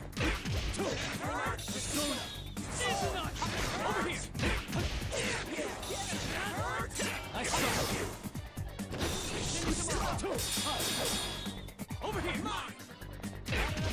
Over here. Nerd. Yes. You really are strong. Not bad. I like fighting as Yu way more than Yosuke. Oh, he's turning into goop. And now light. The red pillar surrounding us shatters and the fake Yosuke loses cohesion whilst black puddle bursts from it. What looks like the glowing grains of sand quietly emerge from it, and they get caught up in the fog and glowing grains disappear into the sky. It was a chunk of a shadow. You could have trusted me at least on that part, you know. Ah, no, I trust you. Times. Did you fight a fake version of someone else before coming here? Yeah. It was, a fake you. Me? Huh. Are you alright? Oh, sure. I figured out pretty quick that it wasn't you. These guys aren't trying too hard to act like us. It's not like before when they were trying to upset us. That makes it even more disturbing. It does. They're not trying to hide, and they're fighting fair. That seems really fishy in itself. Right? Well, the rule where you have to win one-on-one before moving on seems to be the same as before. But something's telling me we shouldn't believe everything they're saying either.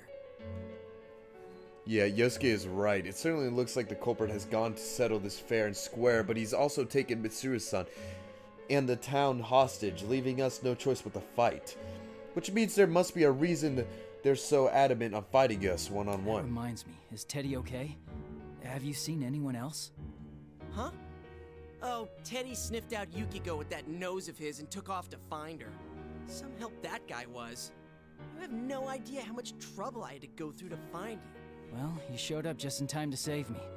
Anyway, I'm relieved to hear Teddy's nose is working. Let's leave the others to him. We need to get to Yasugami High. There's not much time left until this supposed end of the world. Yeah. Whoa, wait a sec. That fake said the same thing, but why Yasugami High? I don't know why, but it looks like that's where we have to go. See? Points towards the giant tower. Yep. When I point to where I saw the tower, Yosuke rushes over to the fence. His flustered expression changes to surprise on seeing the tower looming on the hill past the haze red fog. Is that Yasugami High? What's happened to it? It turned into a tower! We'll have to go there and find out.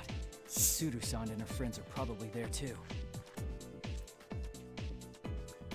Damn it, everything's going according to their plan, huh? Yep. Yeah, but we have to do this. I'll be counting on your help, Yosuke. What's the matter? What's wrong? Nah, you're right. It's not that there's nothing we can do without each other. It's that with each other, we can do anything.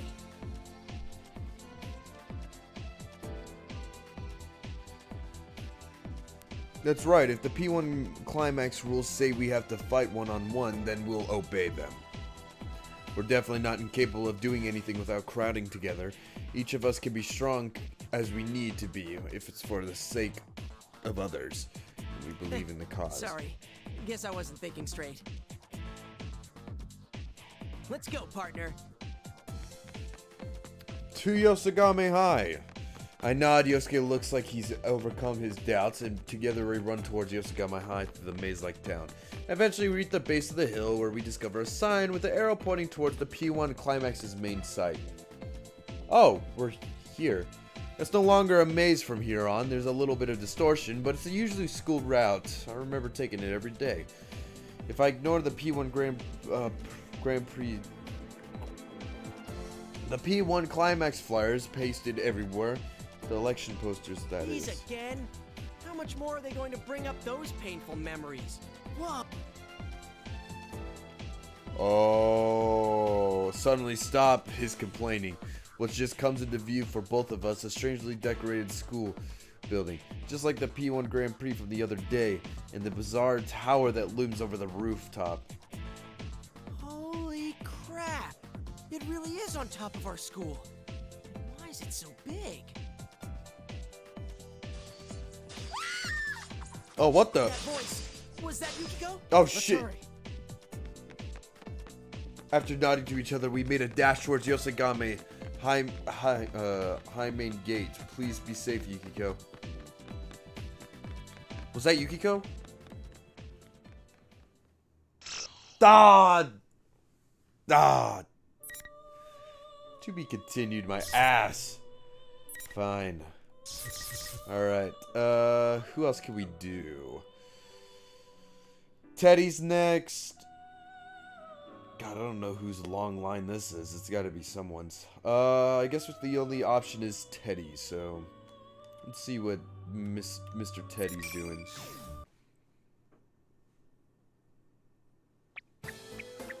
Just you wait, Yuki-chan. I'm coming. Huh? It's the same Oh, side it's Naruto's dungeon theme. Dead end this time. What's going on here? Oh, this place is confusing. It's no use. I decided to stop and then concentrate on my Here nose. he comes. I'm sensing Yuki-chan for sure. Huh? There's something else near. Could this be somebody trying to approach Yuki-chan, who must be so lonely and lost without her Teddy, and score with her? That's unforgivable. My rage is on the verge of exploding.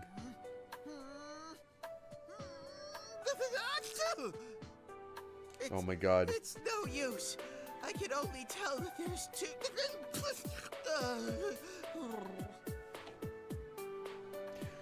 Of the two readings near Yuki-chan, one of them seems a bit weird. How do I put this? It was like, that sensei that melted earlier. Could it be someone's fake? This isn't good. Oh my god. Teddy, do you need, like, Tylenol or something? My nose just won't listen. I mean, work.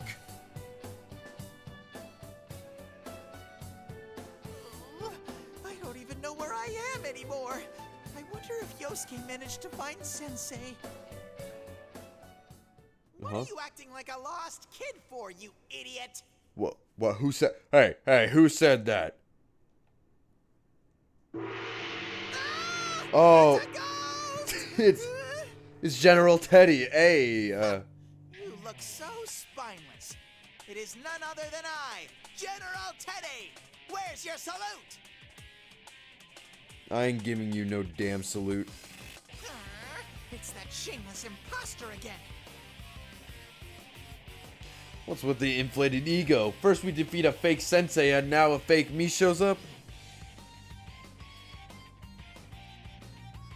Worse yet, this bizarre fake that caused me so much hassle the other day looks like I'd better give him a piece of my mind. Seriously, what a bearden you are.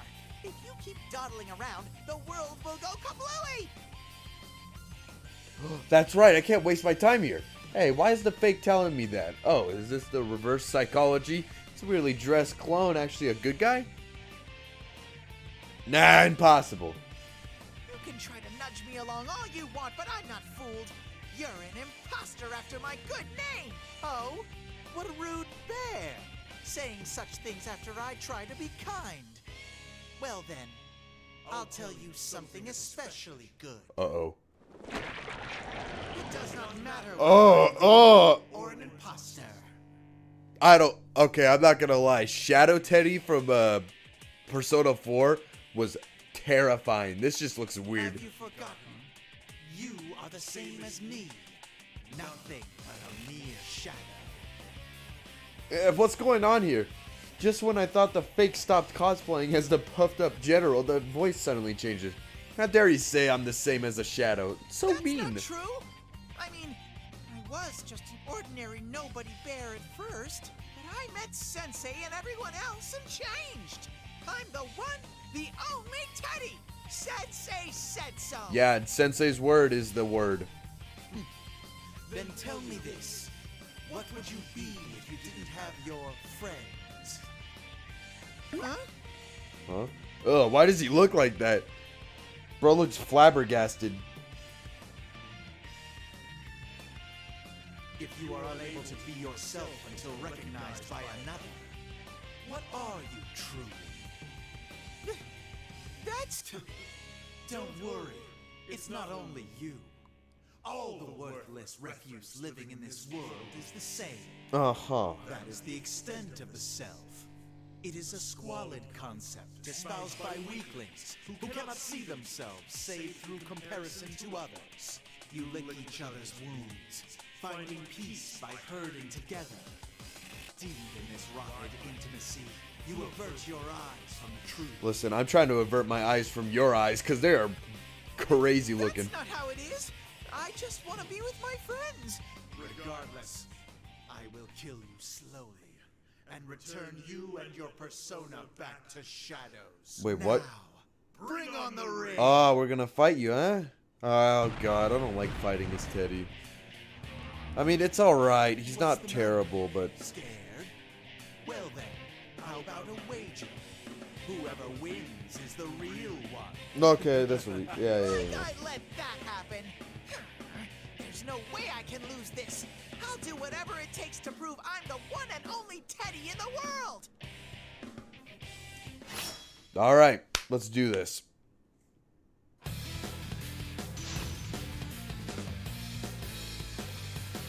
Oh god. Spooky Teddy versus Teddy. Oh god, why are we exactly the same?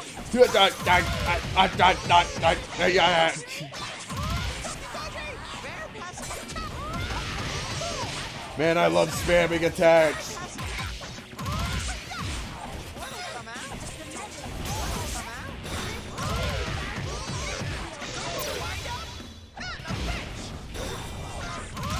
I hate...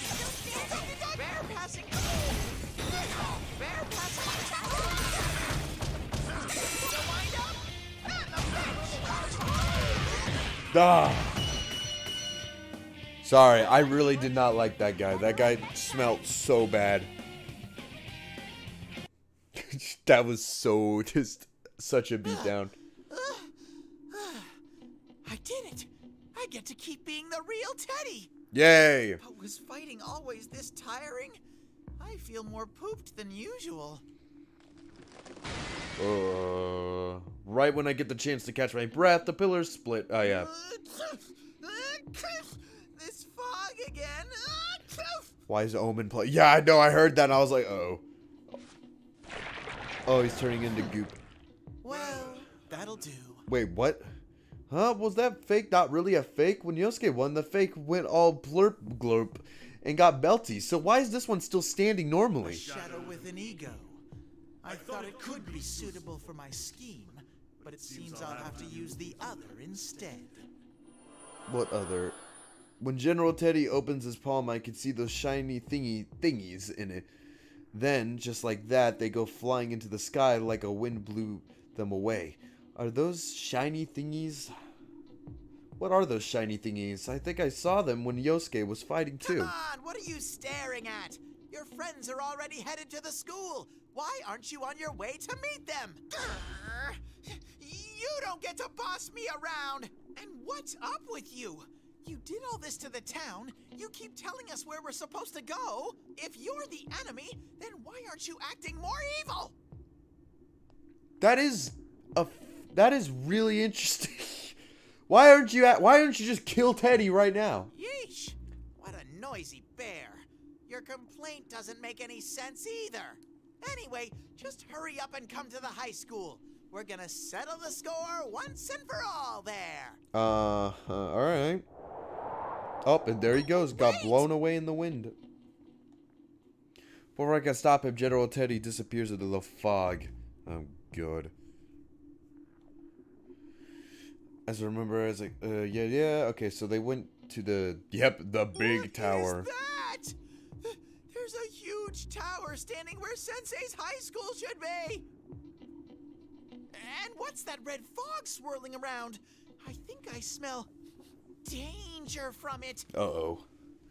I think for a moment, it looks like something bad happened to Sensei's school, but I promised Yosuke that I'd find Yuki-chan. My nose is still runny, but Yuki-chan's smell hasn't moved from the last spot yet, so I know what I have to do. If the others are headed to the school, then I need to get to Yuki-chan. I'm sure Sensei and the rest can handle everything over there. Rah! Wait for me, Yuki-chan! Your adorable Teddy is rushing to you at once! Well, there goes Teddy. Will he save them? I have no clue. Ah, you can't hit me with that. Come on. Alright, then who's next? It's either going to be Chie or Yukiko. It's Chie? And Yukiko. Ha, I'm really good at this. Alright. What time is it? Ah, we got some time. Alright. Let's see. Oh my god. Chie's... So Chie's the one that goes on forever.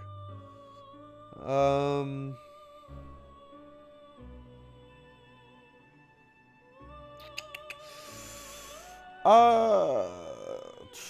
go with Chie's.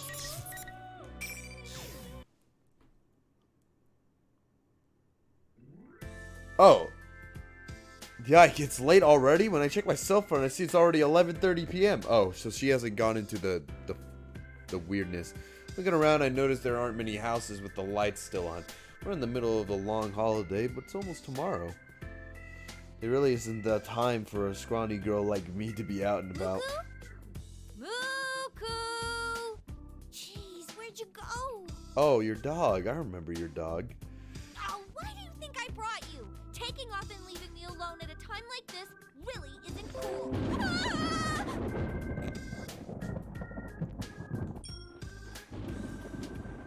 What the hell? Oh, that thunder's been rumbling non-stop.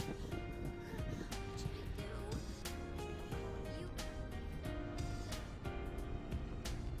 I do? I stare at my cell phone and then shake my head. Yuku's probably spending some quality time with Dojima around now. His long holiday's already kind of ruined by the weird case, so... Scrawny girl, you kick and kill people. Yeah, that's what I was about to say. Why you call yourself that? Oh yeah, Yukiko! Oh wait, she's busy. Oh, if I told Yosuke and Kanji about this, they'd definitely make fun of me. Call Teddy. Oh, there's always Teddy! Wait, Yosuke would still find out. Oh, jeez. Why not Rise? Actually, yeah, Rise isn't. God, that thunder is loud. Oh, what happened? What? I think that was pretty close. What should I do? Head back home? Am I remembering right that dog has a homing instinct? While I tried to figure out what to do, I pick up the cell phone. I happened to notice the phone's clock. Yeah, it's only a few minutes till midnight. Up. Well. Out of batteries? I hurry and check my phone, and then I notice something strange. It's not just my phone. The street lights are off, and the lights in the house around me are gone too. The only light that's left is... Red fog? Oh, God. I can't keep my voice from trembling. Something weird's going on. So why is anyone coming out of their houses? Why is it so quiet? It seems almost like the town's deserted. Actually, it's like the TV world. There's no way that would happen. What was I thinking? Chie, look around. It's happening. My laugh gets sucked into the fog's covering the area, like the fog ate it up and weakly disappeared. With a sense of dread creeping down my spine, I look towards the hill where Yosagami High is and see something even more unbelievable. The giant spire. Wait a sec, what's that? Yosagami High. Yep. It's a tower. You start running into that direction. Alright, cool. It turns out that the weird red fog wasn't the only thing off about this town. I'm in a good enough shape that I should be able to reach the hill up to Yosagami High in no time. But for some reason, I can't get there at all. At first, I wonder if it had taken the wrong road in the red fog, but no. It's like the entire town has turned into a maze. And even though I've been running all over the town, I haven't seen a single person outside.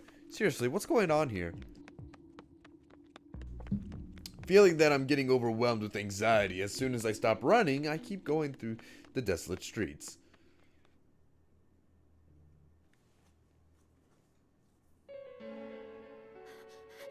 No way! What is this? What's going on? Oh, wow, you actually made it to the school.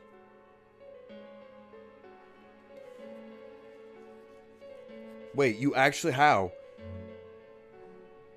Made a mad dash, pushing through the red fog. I finally reached Yosagami High. Is this where the P1 Grand Prix took place? Why is the TV world showing up in reality? Yeah, I have no clue.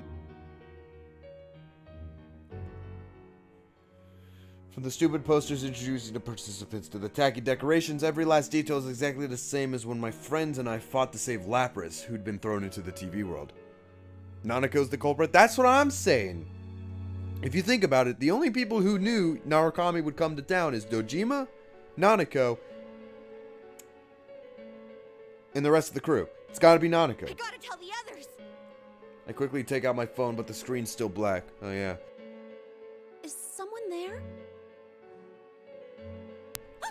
Huh? Who's here? Chie? Oh. Is that you, Chie? Oh, hey, Yukiko. Are you real? Yukiko! Oh, thank goodness. My cell isn't working, so I didn't know what to do. Are you real? I see. I'm glad to hear that. You're probably the best on my list, after all. The best on your wait, what? Huh? List of what? My instincts tell me to be on my guard. I've always been close to Yukiko and always will be, but I know she doesn't talk like that. Plus, Yukiko said she'd be busy with a huge group of guests tonight. You're not Yukiko. Who are you? Yeah, who are you? You don't have to worry. I was never intending to deceive you. I mean, you didn't die for me, fair and square. That's not deceiving, that's just being mean. Oh. Wait a sec. Who are you? Why are you after me? That's a problem. Why? You see, I'm your enemy. I was made to kill you and your friends. Oh.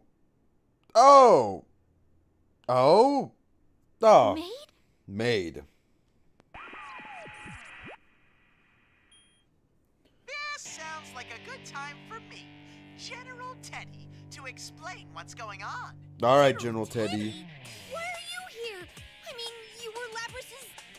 Blah, so nitpicky. With that level of nagging, I worry that you're already turning into an old maid, Chie-chan. Hey. It doesn't matter. Anyway, that's not Yuki-chan. It's a total fake that I made. So there's no need to worry at all. You can pulverize her to your heart's content. There's no need to worry at all. You took the time to make it look like Yukiko, so don't give me that crap! Oh, really? Then hurry up and die. Oh. Going straight for the point. Now hurry up and die then. Uh-oh. Oh, I forget your persona's name. Right then, I dive sideways like an action hero. The fire that Yukiko, or her fake, always the fire dance, we're just standing and sting. Anyways, the fire dance is just where I was standing a second ago. No way, does this mean... Persona? Huh? You can use yours too, Chie. Didn't I tell you? I can? How? I mean, this is the real world. Well, just say persona and then you'll do it. Oh, here comes Teddy again. Oh, sorry. I totally forgot to tell you. Oh. This is the P1 Climax, so I want to do these matches fair and square, as equals. Mm-hmm. Which is why I've made your world the same as the one in the TV! Yeah, that's a problem. Same? What do you think you're doing? And what's this P1 Climax thing? So many questions. That's just how things are. So hurry up and give us a nice heated battle. That's just how things are. Yep. I'm sorry. I forgot the gong hadn't sounded yet. Well, let's start this properly. Ring on the ring! Okay. Well, here comes the ring. As always on time.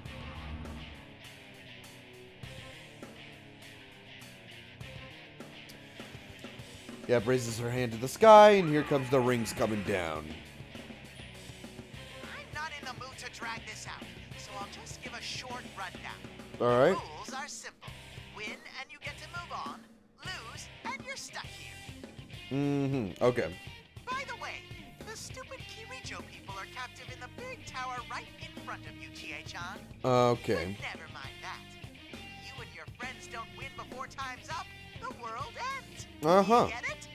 Yeah, I get it. My main concern is, why? What? The world ends? Hold up a second. What are you talking about? Hold up a second. It's all up to what you do from here.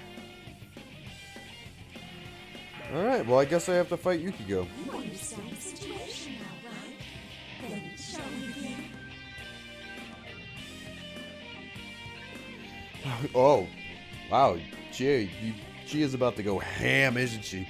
How can I understand the situation? But our town's a mess, and if it left like this, there might not be any going back. My town, my school, all the things I want to protect. I made up my mind and take a firm stance. Yeah, I get it now. It's that you're the enemy, and that this is just more of the P1 Grand Prix. Amazing, Chie. It's almost like you're actually a smart girl. That's a bit mean, don't you think? Sorry for my lack of brains. Jesus, it's hard to do when I'm up against Yukiko. But I won't hold back. Alright. I take a deep breath and close my eyes. It doesn't matter if this is the TV world or reality. The quiet darkness there is the same. Come, Persona! Alright. You're Tomoe? Oh, wait, I've never fought as Chie. This might be a problem. I've never fought as... I bet I can manage. Why is this the theme?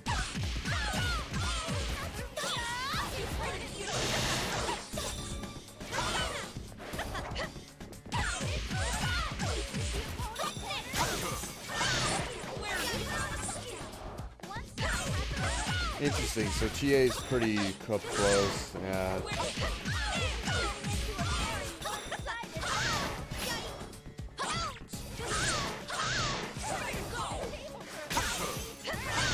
Ow. Stop it!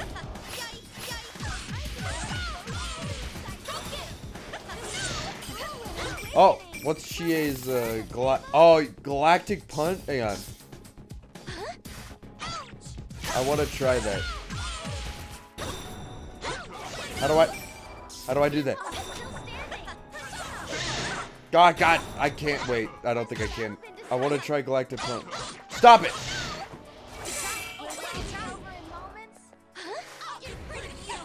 Am I doing it right? Yeah, that's it. 1, 2. All right. Let me get to 1, 2, 3. Oh, I'm about to die. Ah. Why couldn't I done it?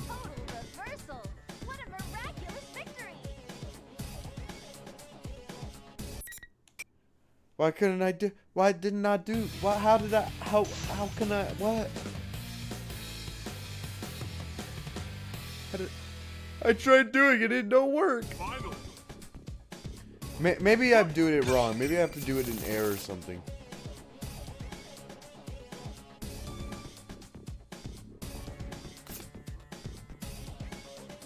Okay, maybe I just suck.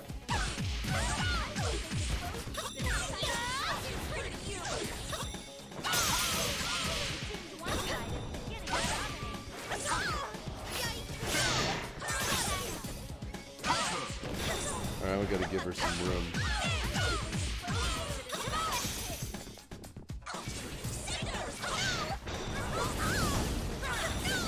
Ow! Stop it!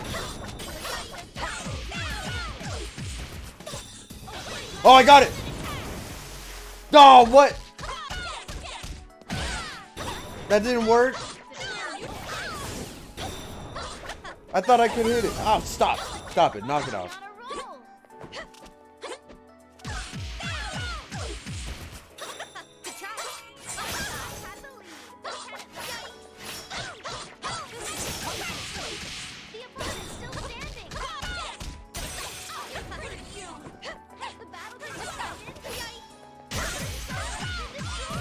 Oh, cool, I broke your persona. Come on! Oh, I got it. I don't know why I didn't hit that galactic punt. Nah, it might have been just because I missed. Maybe you gotta do it closer to the enemy.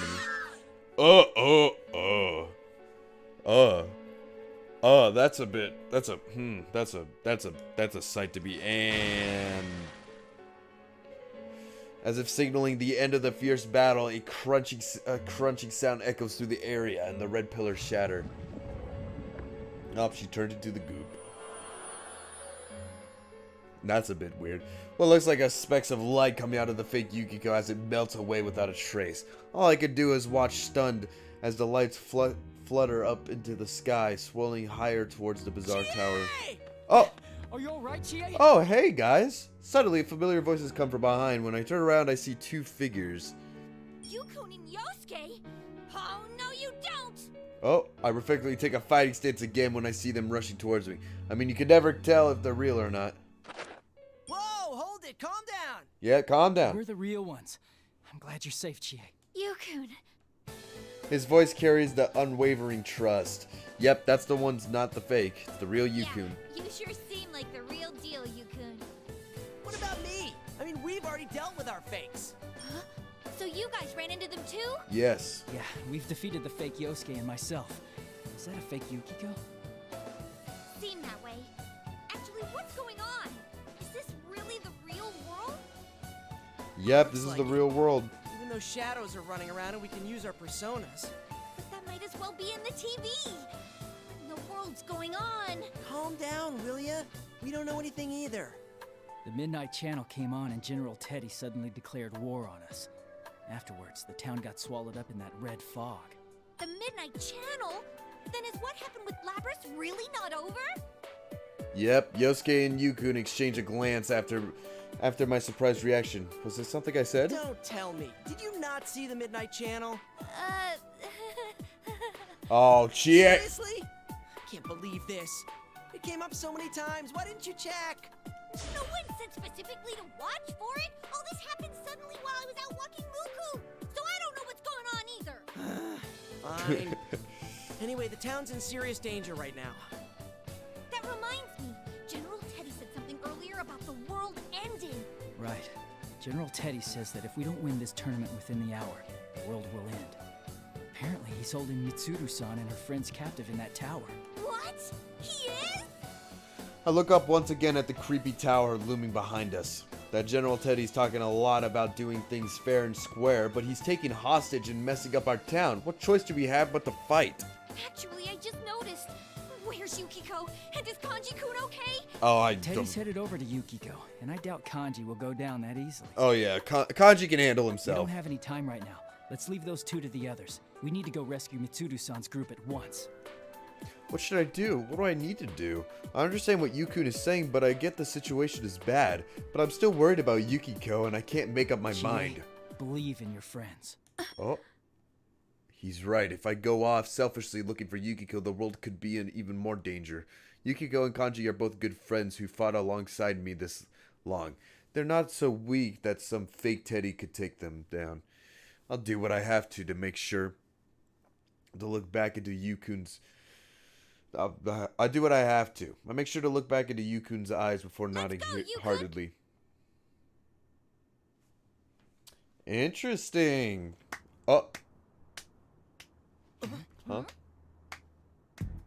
Yeah, you're gonna believe in your friends and be the winners What of the- the P1 Climax, is that right? Playing friends here? That's freaking lame. Can I help here? My name's Shomi Nazuki. And you guys are in my world now. What? Who? Come on, no need to get all nervous. I came all this way to say hello. Who the hell are you? Your hair is way too red and you got a scar in the most weirdest place. Oh, your scar lit up.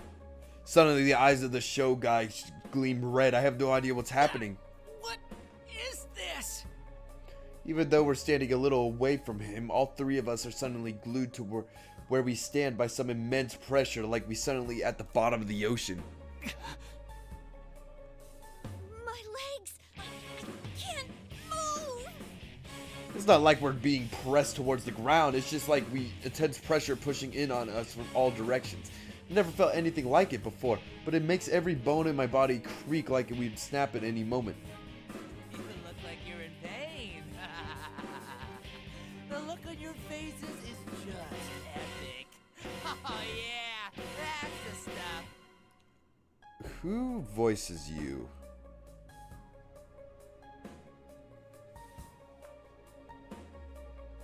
Yeah, who voices you? I need to know who voices you. This power's useful. Oh, right. Good evening. I'm Sho Minazuki. Yeah, you said that, but who are you? You sound like you voiced someone else, and I'm trying to find out who. Let me see who else you voiced in Persona.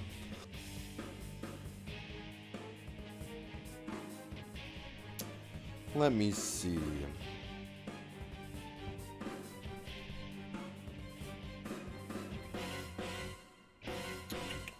Trying to find who else you voice. Wow, you voice a lot of people.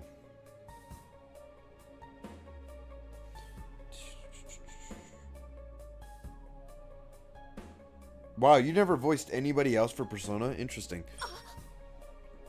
You sound like Junpei and like Adachi. That's right. I'm the one that invited you here, and I'm showing myself right now. Whoa. Now that I've shown you the way here, it's time for a showdown with Sho. Get it? No, I don't get it. Shit, that ain't funny. What's the matter? Laugh. Wasn't it funny? Come on, laugh. Todd Habercorn? Yeah, him. I guess I'll dismantle one of them. I doubt that'll matter much. What's with this guy? He's definitely not normal. He was laughing like an idiot a moment ago, but all of a sudden he's thrusting his sword at Yosuke's neck.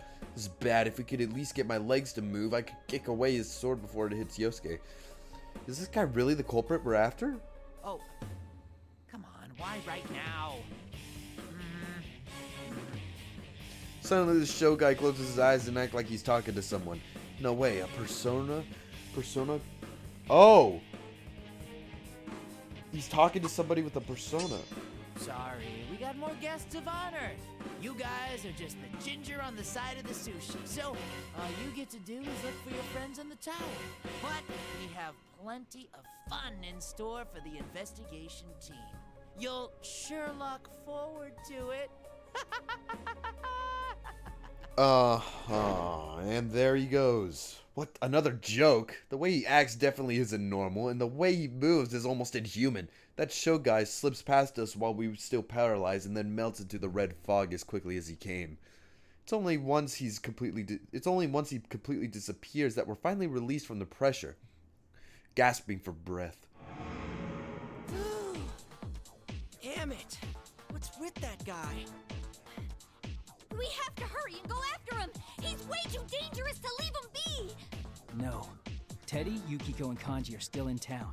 If Teddy's nose is working, they may have met up already. So we're gonna leave that guy to just Teddy and Kanji? I mean, Naoto and Rise might find their way here, but... No, that show guy said they have more guests of honor now. At the very least, he's not after us for the time being. Oh? Oh. Wait, but what's that supposed to mean? Who are these guests of honor? Can I guess it's the Persona 3 team? We watched the Midnight Channel. Labris wasn't one of the captives it showed. The Shadow Operatives are Mitsuru-san's team. But no one said the ones we met are the only members. Their leader is in danger. It's only natural they'd send a rescue squad. Oh. Also, after the thing with Labris, Mitsuru-san mentioned something about maybe having some idea who the culprit might have been. If that culprit is the show we met, it wouldn't be strange if he already knew Mitsuru-san and her team from before he met us. So show's the bad.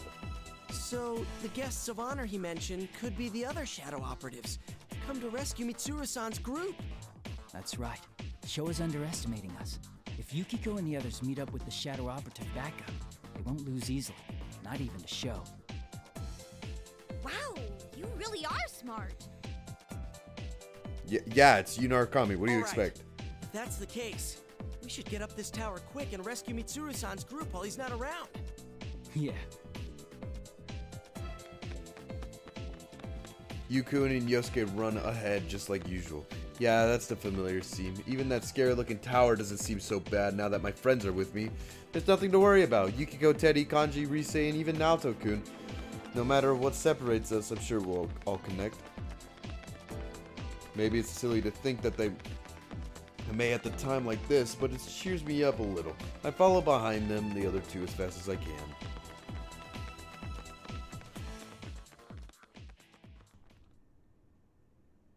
Oh! Friendship of it. It's good that we got into the school, but just as I thought, it's nothing like the Yosagame High I remember. It's more distorted than the TV world version of the school we saw when we saved Lapras. And with the red fog creeping in, it's 3 times as eerie as last time. I walk in nervously. I'm hiding behind Yukun and Yosuke. This is so humiliating. It's the same here as in town. The layout of the classrooms is all out of whack. I wonder how long this hallway goes on for. We keep passing by the same rooms. That reminds me. I remember a story like that. Something about the 7 mysteries of the school and a hallway that loops endlessly. Hey, cut it out! Yes. Scaring Chie. Yosuke starts talking about stuff he doesn't need to. He knows I hate that stuff. Telling a ghost story here is like adding more sauce to an already overflowing beef bowl. I know he's kidding around to cheer me up, but honestly it's not doing much of my mood. That aside, the tower on top of the school seems pretty huge. We need to get up there, but I can't tell if it'd be tough going if we have to wander back and forth through the hallways like this. Not only that, those fakes will probably attack us again soon. Do you think that show guy really is the culprit? Who knows? It's pretty suspicious that he's taking credit for all this, if you ask me. When his eyes gleamed red, I lost control over my muscles. Like he commanded them, don't move. If that was a type of hypnosis, it's pretty powerful. If Sho is the culprit, he could have controlled those hijackers the same way. Oh. You could mention that back at the food court. According to him, there was a hijacking that covered Lapras' kidnapping. Oh, yeah. And that they didn't remember anything. Yeah, very well could be the show guy. He had red hair, big scar on his face, 2 swords. Wait, there was something else I noticed. Hey, wasn't he wearing our school's uniform? He was wearing our school uniform. Oh, now that you mention it, it did kind of look like it. Why does everybody always wear the Yosagame High uniform? Sure of it. I've never seen a school uniform like that besides ours. Then does that mean Sho goes to Yasugami? What? You're serious? Is it possible for us to not know about a guy who sticks out that much? Yeah, actually. I did think from last time that the culprit would be someone with ties to Mitsuru-san. I still can't shake that theory. Oh, maybe he transferred here. Or it could be his older brother's uniform. That is... Yeah. Dude, don't go drawing up the culprit's whole family tree just on a hunch. Alright, He's just a Yosuke. ghost or something like that. Maybe he has a grudge against our school? I wanted to try to raise protests about Yosuke swerving the conversation back to a ghost story. I sense a presence of some kind ahead, covered up in the red fog. Yuku's grip the sword at his side. What is it? What? Be on guard. Don't leave my side. Okay.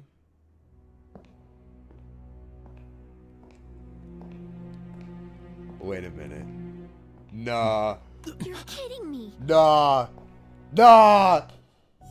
Nah. Nah. Hell nah. Hey guys, long time no see. Oh!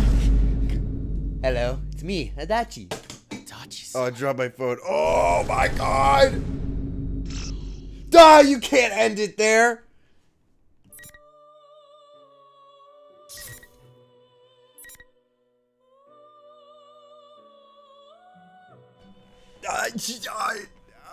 You can't end it. Oh my god, are you serious?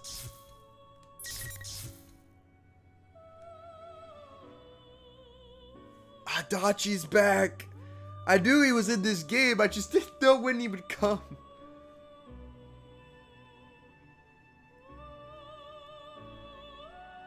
Oh my god.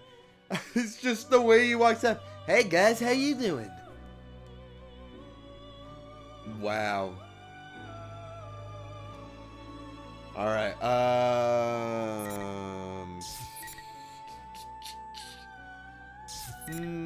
let's go with Yukiko's. I mean, that's the only option we have. Okay, let's see what's going on at Yuki. Why does Yukiko look at like... It looks like a clown town. My cell phone remains unresponsive. Oh, so that's when I saw there were 2 Kanji-kuns.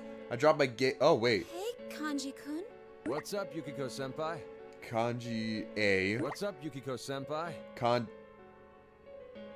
Oh, is this how we're gonna do this? So this is how we're gonna start this this thing off. I can't help but sigh again as the 2 kanjis responds in stereo. I think one of them is fake, and they act so much in unison that I can't tell them apart. Oh, 2 kanjis. Actually, I'm pretty excited about this. One's better than 2. Look, you bastard, don't go bothering Yukiko-senpai. What? You're the one bothering her, you imposter. What was that? I'm the real one. Bullshit, you don't look anything like me, damn it. The 2 kanjis start squabbling. Kanji-kun is the same in any situation. Actually, these 2 look like they're getting along pretty well. I'm starting to think that they could just leave them here. Little? Try this, goddammit. Tell me exactly how old I was when I last wet the bed. Oh. Oh, it was when you were in 2nd grade, right? Wait, what? How did... Why do you know that? Wait, how does Yukiko know that? Who? Why do you know that? Why are there 2 kanjis? Your mother told me once. What, Mom? Sorry, I don't have any more time to waste. Oh, I know. What if we say the one who can summon his persona is the real one? But that's impossible. It's not like we're inside the TV right now. Ha! You're giving up before even trying? You dare call yourself the real me? When you put your guts into it, summoning a persona is no big deal at all. Persona! Oh. It worked. Oh. What? Seriously? How's that, Yukiko-senpai? Now you know I'm the real one. Oh, no you don't, you bastard! If you could do it, so can I! Come on out! Persona! You didn't tell me you were playing. Oh, I'm sorry, Board Jim. Yeah, I started Ultimax because the original Arena game got very boring and repetitive. So I decided, you know what? Might as well start this game and see what's going to go on.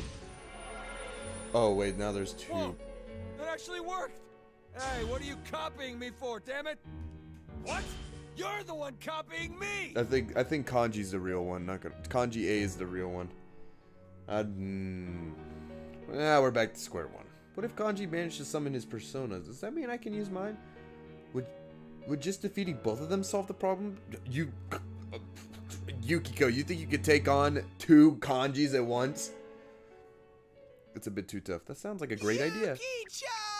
Oh, brother, what do you want, Bear? That voice.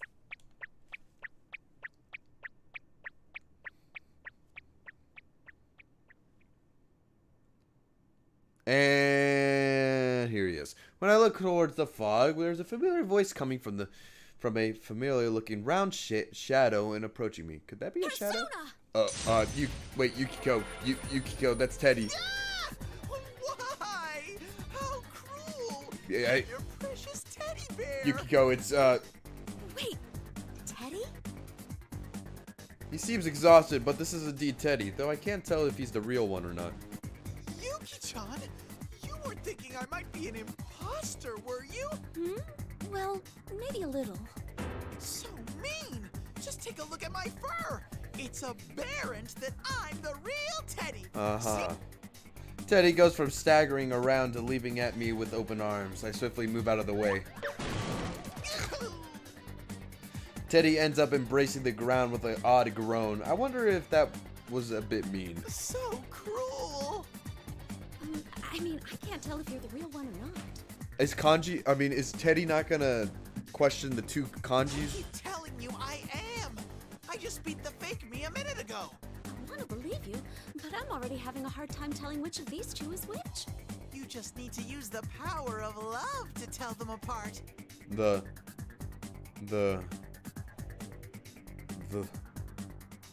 what? Huh? You can tell the difference? Wait, you can? Of course I can! My love for you would never ever be fooled by a fake! Then can I leave this to you? Huh? Leave what to me? Ted, perfect timing. You know I'm the real one, right? Ah! A double serving of kanji? So these were the two things I was sensing near Yuki-chan. Oh. That's why I'll leave it to your love to tell them apart. Impossible! I'm completely, totally vetoing this idea. I mean, there's no love involved. What? The hell did you just say? Uh-oh. You should be able to at least tell the difference, damn it!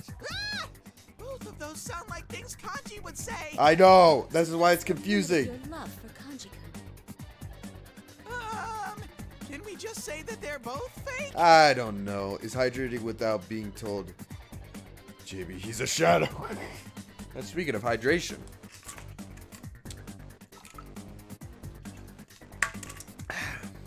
Water. Actually, I'm almost out.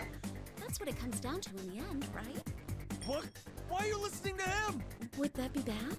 Of course it would. Assuming that from the start is pretty messed up. Oh, I know. Could you use your nose to figure this out, Teddy? Yeah. I wish I could, but this red fog is getting in the way. My nose is no use right now. This stupid red fog. Wait, does that mean you're a fake after all? Not at all! There's a good, complicated reason for it! Hey, Ted, just do something and tell us apart, damn it! Yeah, you moron! I'm disappointed in you! Oh. Ah, two kanjis are worse than one. Bull. Okay, Teddy. Stay still. Concentrate. And... Achoo! Oh, whoops! My nose got stuffed up. What? Am I the only one who hates how the portrait's mouth moves on? I kind of like it. It's a bit strange on specific characters. Jeez, what a useless bear. You say that, but I bet you're actually pretty relieved. What did you say? You're the one breathing easier, asshole. What was that? I'll take your punk ass down! Oh. As they continue their endless squabble, I think desperately for a plan. As soon as I get an idea, I whisper to Teddy, this might work. Ooh, good idea, Yuki-chan. Well then, let's bring it on. People of Inaba, welcome. It's time for Who's the Best Inaba Resident? Wait, what do we, Huh? What the? Oh! Hey, Kanji! Question number 1. How many stories is Yasugami High School's classroom building? Oh. Really doing this? Yeah, It's 3 stories. Oh! You bastard, it was my turn to answer! Ooh, you hit that hard. Correct. Now on to question number 2. Every day is Customer Appreciation Day at the supermarket Junes. How many stories does it have? I know this one. 2 stories. 2 stories. Yes. Correct. Now for question number 3. From Shiroku's store, how many buildings away is the Moel gas? I know this one. It's 5. It's 4 buildings. Ooh, I was wrong. Shit. Number 4. Take the sum of the numbers in the answer so far. Multiply by 8 and divide that by 3. What do you get? Huh? Wait, what does that have to do with being an Inaba resident? Too easy. It's 24. Wait. Correct again. And You're the imposter. You're the culprit. Teddy and I simultaneously pointed Kanji-kun, who answered correctly with the flowers. Thank goodness, surprising as it seems, the plan worked. I really didn't think it would be that easy. How do you figure? I was right. Take 3 plus 2 plus 4, multiply that by 8, and divide by 3, and that's 24. You don't get it. There's no way Kanji could do math like that. Heck, he can hardly do basic arithmetic. Exactly. Therefore, you're the fake. He was even dumber than I imagined. He's so stupid that I ended up playing around. Huh? You picking a fight with me? No, I'm sorry for treating you like an idiot, Kanji-kun, but it was all I could come up with, and the plan did confirm you're the real one, so... glad we figured it out, real Kanji-kun. Yeah, but come on. What kind of way was that to tell us apart? I mean, it was a pretty smart way, not gonna lie. Don't worry. No one would be shocked at this point. You making fun of me or trying to cheer me up? Yeah, it's really hard to tell. How long are you gonna keep this up, damn it? Just because my cover's been blown doesn't mean that's the end. Oh, ooh. It's time for the real reason I'm here. All right, bring on the ring. Never mind. I think I should take an exit.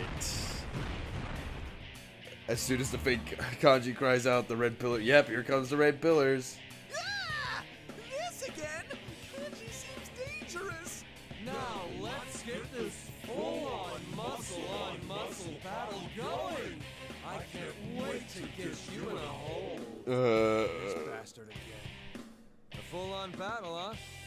That didn't make them any less overblown. Can't we just leave these two here? Yuki-chan, your inner thoughts are leaking out. Oh? I'm totally okay with me, you know. You could just stay. I'm not. But you can't go on unless you beat me raw. Whoa, that'd be trouble for you. This is, I think I'm good. Is that true, Teddy? Can I just leave? It seems like it. When those red pillars glow, it makes these invisible walls, just like the last P1 Grand Prix. That's right! Until someone takes me to heaven. None of you are going anywhere. Uh-oh. Oh. Whoa, hold it. That's my shadow. I can deal with my own crap. I'm gonna pass. It's too early for me to step into that world. Yeah. Oh, damn it, Teddy, I told you that's not how I am. Jeez.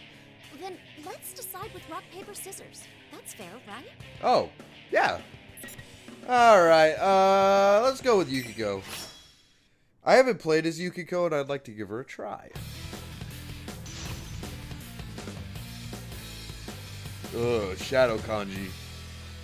Ugh. Oh, why is this the soundtrack?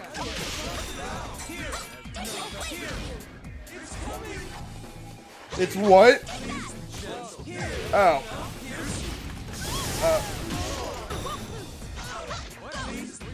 Wait, what's your best skill, fully bloomed? Okay. Ow.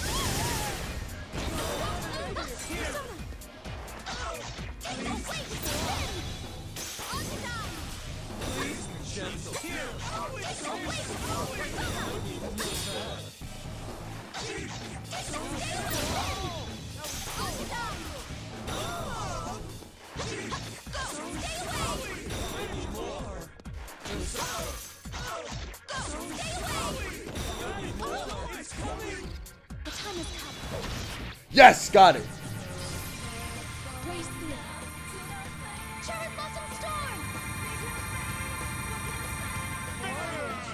Nice. That's the end of that. That was easy. So good. I'm totally satisfied with this amazing. Okay, you need to, you horn dog, get down, boy. Because it's too late now. You totally fallen for our plan. Our plans. When the fake Kanji-kun's words end, a cracking sound echoes and the red pillars shatter. Oh, he turned into goop. Whoa, what the hell? No way! Kanji-kun melted! No! Yukiko-senpai, that's the fake. Yeah, it's a fake. We watch it surprised as the fake Kanji-kun completely melts, and then what looks like a golden powder comes flying out of the puddle. Wait, does this mean that wasn't my shadow? Oh, nope. General Teddy made that fake by kneading up a chunk of a shadow. Seriously? Then all we had to do from the start was beat the crap out of it. That's not my fault. You two were the ones getting all up in each other's faces. That is true. Hey, Teddy. Could that General Teddy be the culprit after all? Mm-hmm. I don't really know about that. Who is that General Teddy anyway? All I know is that he's an imposter of mine. If you don't know, then there's no way we'd know. But if he can do this to our town, then he is not an ordinary person. Yep. You got that right. Didn't they say he brainwashed the hijackers when Labras got kidnapped? He did, I remember that. Indeed, for example, the culprits happen to be Persona users like us covering the whole town with a red fog. Yep. That's not all. There's one other thing I noticed. It happened to me too. But when Yuki-chan and Kanji were fighting the fakes, tons of these shiny things were flying out. What do you mean, shiny things? Oh, I think I know. That's what we saw when the fake Kanji-kun was melting too, right? Yeah, but what are the shiny things you speak of? You got it. That stuff never. Did I just hear the unholy words? What unholy words? Good question. Also, how should I put this? It seems like fighting in this fog is tiring everyone out faster than usual. Huh? Yeah, now that you mention it. It's like when we would go into the TV world without Teddy's glasses. Huh? That reminds me. We haven't tested out the glasses. Imposters If of you need them, I have some right here. No, that's okay. It's true that I can't see very far, but I can still see where I'm going. What? You're not The gonna. exhaustion comes more when the fighting ends, not during the battle. So, what does that mean? You're not gonna put When on the those shiny glasses. things You're not come out gonna after a try. fight, Okay. We get really tired? Jeez, you really are stupid, aren't you, Kanji? The shiny things and getting tired are two separate things. So what then? This is all because you suck at explaining shit. That Teddy and Kanji-kun begin their usual squabbling. They really are good friends, aren't they? But something Kanji-kun said catches my attention, and I start to conjure a few things. Kanji-kun in conjecturing. No, it's the time for that. Hold on a second. Oh God. Sorry. What did you just... Yukiko-senpai? Yukiko, are you okay? Has Yuki-chan lost it? Yeah, I think she lost it. You're right. Sorry. This is nothing.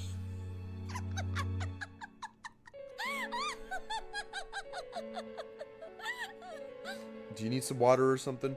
No, hang in there, me. I can't crack up now. I take a deep breath before looking back to Teddy and Kanji-kun. I was thinking that Kanji-kun might have been right just now. Huh? What'd I say? I know. I remember. He said that when the shiny things come out, you get tired. Right. I thought that actually could be the case. Huh? I don't really get it. What do you mean? Yeah, what do you mean? Could it be that that's what the culprit is really after? He's making us fight, getting those shiny things to come out, and... what would he want with them? Yeah, that's what I'm saying. What do you want with it? Oh, you totally had us going, Yuki-chan. So, you didn't figure out the important part? Is his goal just to make us tired? That's a pretty stupid goal. You know what? I'm gonna be the villain. I just want you guys to be tired. That's about it. I don't know. What could this all mean? I wish I could concentrate and think, but this fog is just so... God. Ah, gross, Ted! Sorry. It's just that this red fog keeps violently irritating my nose. Try taking some medicine. Oh? Huh? What is it? What happened? I did notice something about those shiny thingies. And? What was it? Those shiny thingies have all been flying towards Sensei in your school on the hill. When I fought General Teddy earlier, he told me to head to the school too. Something smells fishy about that place. So what's the deal? If you knew something, why didn't you spit it out before? Well, let's go there. Every The others time. noticed it too. I'm sure they're on their way Every already. time Kanji Teddy, talks, can you lead the way? it's something that's making him upset. Leave it to me. You two follow me. Where to? Teddy's not having. As Teddy tries to lead the way, he gives an especially loud sneeze. Should we really be following him? But he has to trust in him for now. He did find Kanji and me after all. I let Teddy take the lead, sneezing like a foghorn all the way as we all run together towards Yasagami High.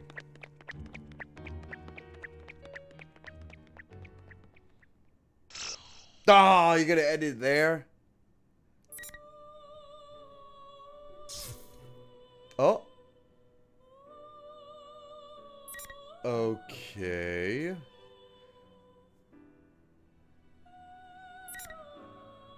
Okay, that's interesting. So now we have two other paths to go down.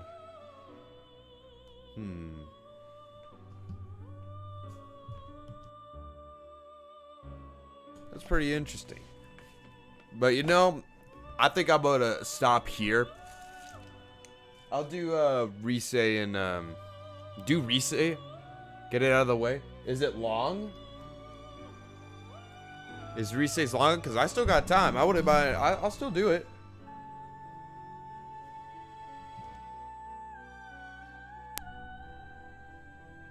You know you wouldn't. True. Alright, but before I start, give me 1 second. I'll be right back. Give me like 30 seconds. I'll be right back.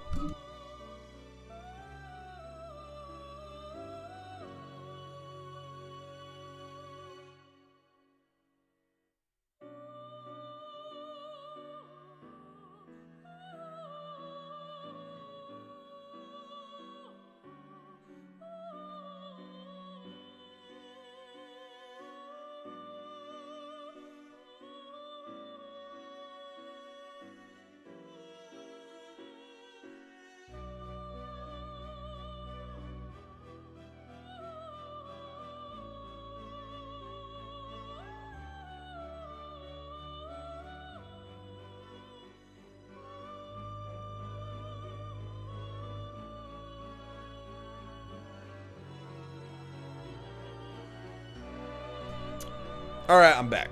Let's go ahead and get Risei out of the way. It's only like 3, so it shouldn't be that bad, right? After that, then I'll be done. Also, I'd love to see what Risei's been up to. What's happened here? When I finally reached Inaba Station was an eerily distorted building in a town that has turned into a maze. Really? I kept walking for a while and eventually made it to the floodplain, but I didn't see any people around at all. The feeling I've had ever since the train stopped all so suddenly. By the time I reached Inaba, the suspicion I had changed into curiosity. Exactly like the TV world. But if that's true, then I don't know what's going on, but if it's the same as the TV world, then there's something I can do. I concentrate hard and speak to the presence sleeping inside of me. The way I've gotten so used to doing some persona. Oh, hey, you can use your persona, Himiko. I can use my persona. I think that's what it's going named. on, but I might be able to find everyone. I concentrate once again and search for the presence. My senses slowly sharpen. At first, I feel out what's near me, but then it extends further and further out. Eventually, my senses spread all across the town. It looks like I reached my arms out wide. The reading I get are faint and hazy, probably something to do with the red fog everywhere, but I still pick up on several familiar presences. But it doesn't seem like my attention to reach them are working. My attempts to reach them. No use after all. Even though we have the same type of power, I wonder if things would be different if Fuka-san was doing it. Oh my god, Risei. Listen, I know Fuka's better than you, but you're still good. You're still really good. Power to fight? I can't even give proper backup. I'm no good to anyone. You gave more backup than Fuka, that's what I'll say. My concentration breaks and what reading I had slips into the fog. Just as I'm about to fall to my knees in despair, a strong reading I can sense even without focusing appears in the sky. Huh? What? It's a bird? It's a plane? No, it's Elizabeth! Oh, hell no. Shit, she's coming in. Where did you come from? You just come from the heavens? You're like, hey, I just got back from God. I just got back from heaven. What's up? Oh my god. Down from the sky with a loud declaration comes a woman in blue. The lady descends slightly and gazes up on the dumbstruck look on my face with a slightly cooked head. Please excuse my raucous entrance. If I recall correctly, you are everyone's Rosette, the announcer of the P1 Grand Prix, no? Huh? That wasn't really me. Wait, who are you? You know, I remember those blue quotes from the P1 Grand Prix. She's one of the tremendous powers that the General Teddy was mad at, calling her an intruder. I don't think she's an enemy. Granted, I have no idea who she is. Pardon me. I am Elizabeth, the wandering elevator attendant who has presently totally abandoned her duties. Uh-huh. I once presided over a certain power in a certain room, but for opaque reasons I am brilliantly? No, currently on a wandering journey. Yes. You presided over power? Okay. Greatestly, exactly. It feels odd to bring this up, but it was okay for you to abandon your duties? No? Can you explain the question? I guess I kind of abandoned my duties once too. I ran away from where I was. Yeah, but your definition of running away from your duties is not as not like Elizabeth. Trying to make a comeback, it's been really tough. A concert, you say? I know of such things. It is a mysterious ritual that only chosen ones can perform. Within a flood of sound that tempts me, the crowd repeats a chaotic dance to their heart's content, eventually achieving a state of rapture. It's not like that. Miss Resent, are you sure that you should be reposing in a place like this? Huh? I have been observing this town state for some time now, and it seems this red fog has completely enveloped it. If left as is, I do believe that matters will take a turn in an unfavorable direction for you and your friends. What? Elizabeth, The difference is that one is a job and the one is lineage in an hereditary position. That's true. My, why are you asking me? When it comes to searching for your friends, I recall your power being uniquely suited to the task. Exactly. I find anything in all this fog. It's no use. Is Elizabeth about to get rid of the fog? See. In other words, you are grieving for your powerlessness, electing to stand here without attempting to search for your friends on your own. What a disappointing turn of events. I have no interest in such a dull person. Please excuse me. Wait, what? She's right. Why am I standing around here? Why did I keep worrying so much? Everyone makes maybe in trouble, but I can move. I can think. I might be able to help if I can get close enough to pick up on everyone's location. Until I've run around so much, I can't take another step searching as hard as I can. I have done everything in my power. I have no right to whine about it's no use. Elizabeth! What seems to be the matter? I have already lost interest in... No, I just wanted to thank you. Oh. I'll try doing what I can. Wait, is this just how Elizabeth acts? She's being quite mean. Oh, what a horrific change of heart. Or is that heroic? Either way, it seems you have realized the potential that slumbers within you. Truly impressive. But if you were to encounter a shadow right now, your current strength would not be sufficient to fully beat the snot out of it. Huh? Which is why I have the sudden urge to test whether your resolve is truly sincere. Oh. Wait, what are you... Wait a minute. Please, do not waste your breath as I come at you. Wait a minute. Your fate is in the cards. Wait, I don't wanna, hang on, listen. If this is Risei's first time ever fighting, this is a problem. Ow. With the shadow that appears behind Elizabeth swings its sword, its shockwave shoots forward, parting the red fog and gouging the concrete at my feet. This isn't good. At this rate, Elizabeth will wipe me out before I can find everyone. No, I'm gonna protect you, Senpai. And all the others, no matter what. Again. I hope you are prepared. Persona! But your persona is... I don't think you can... Oh! No way! My persona? I'm starting You don't want to fight Thanatos, you really don't. I must say it's been rather a long time since I last felt this exhilarated. I am going to do this. What are you gonna do?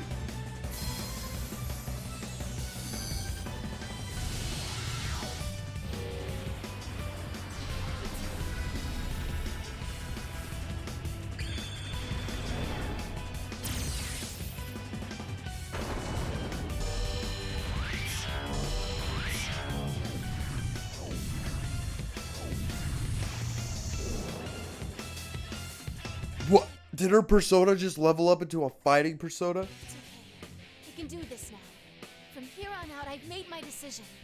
I'm going to stay and protect everyone. I don't know. It's like leveling up your power. You know how like you play at like RuneScape or something and you level up to level like 10 and you're like, shit, I can conquer anything. And then you go up against a level 50 dude. Yeah, this is what about to happen. Now, show me the transformation of the potential within you. Burn it into my memory. You know what? I'm going to play as Risei for the first time and let's see how she plays.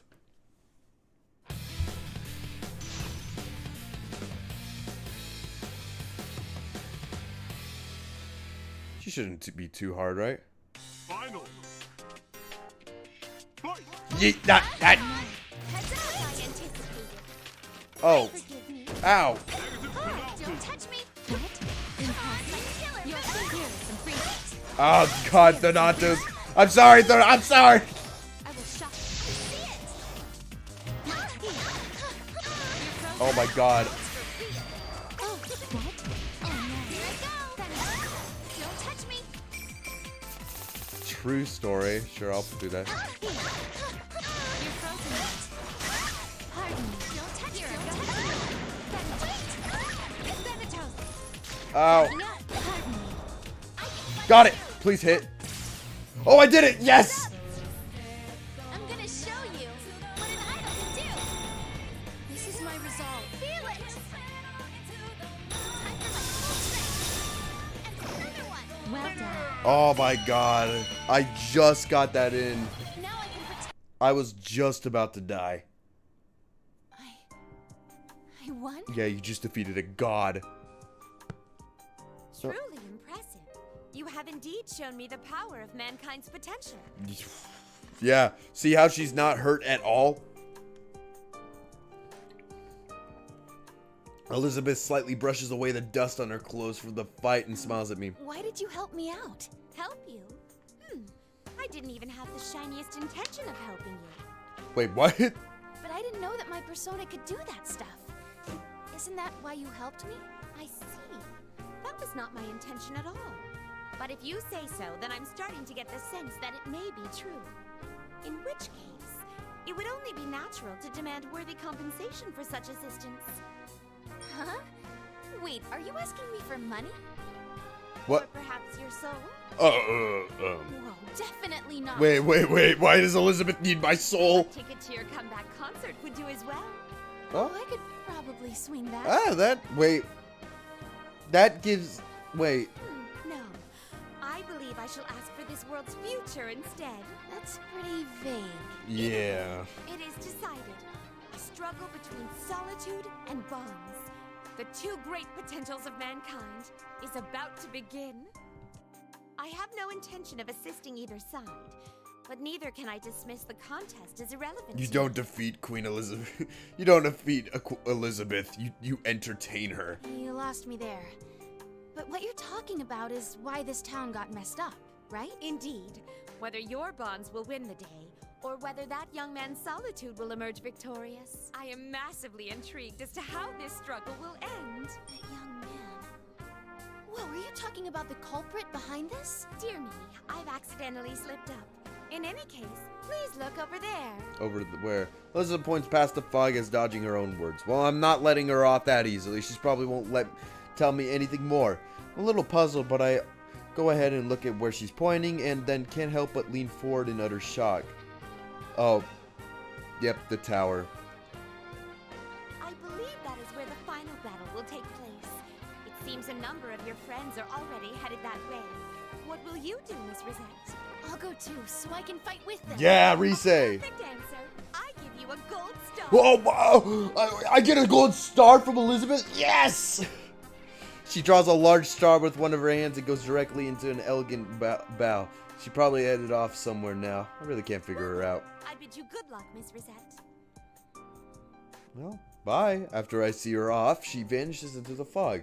I look up. I've got to get to Yosagame High. I help everyone this time for sure. Senpai, everyone, wait for me.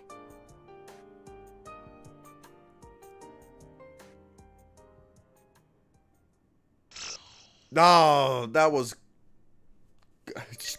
Elizabeth just came in and said, hey, I'm just gonna introduce you to everything, and yeah.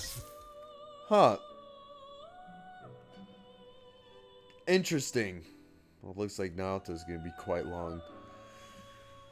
Wow. Yep, I'm already enjoying Ultimax's story.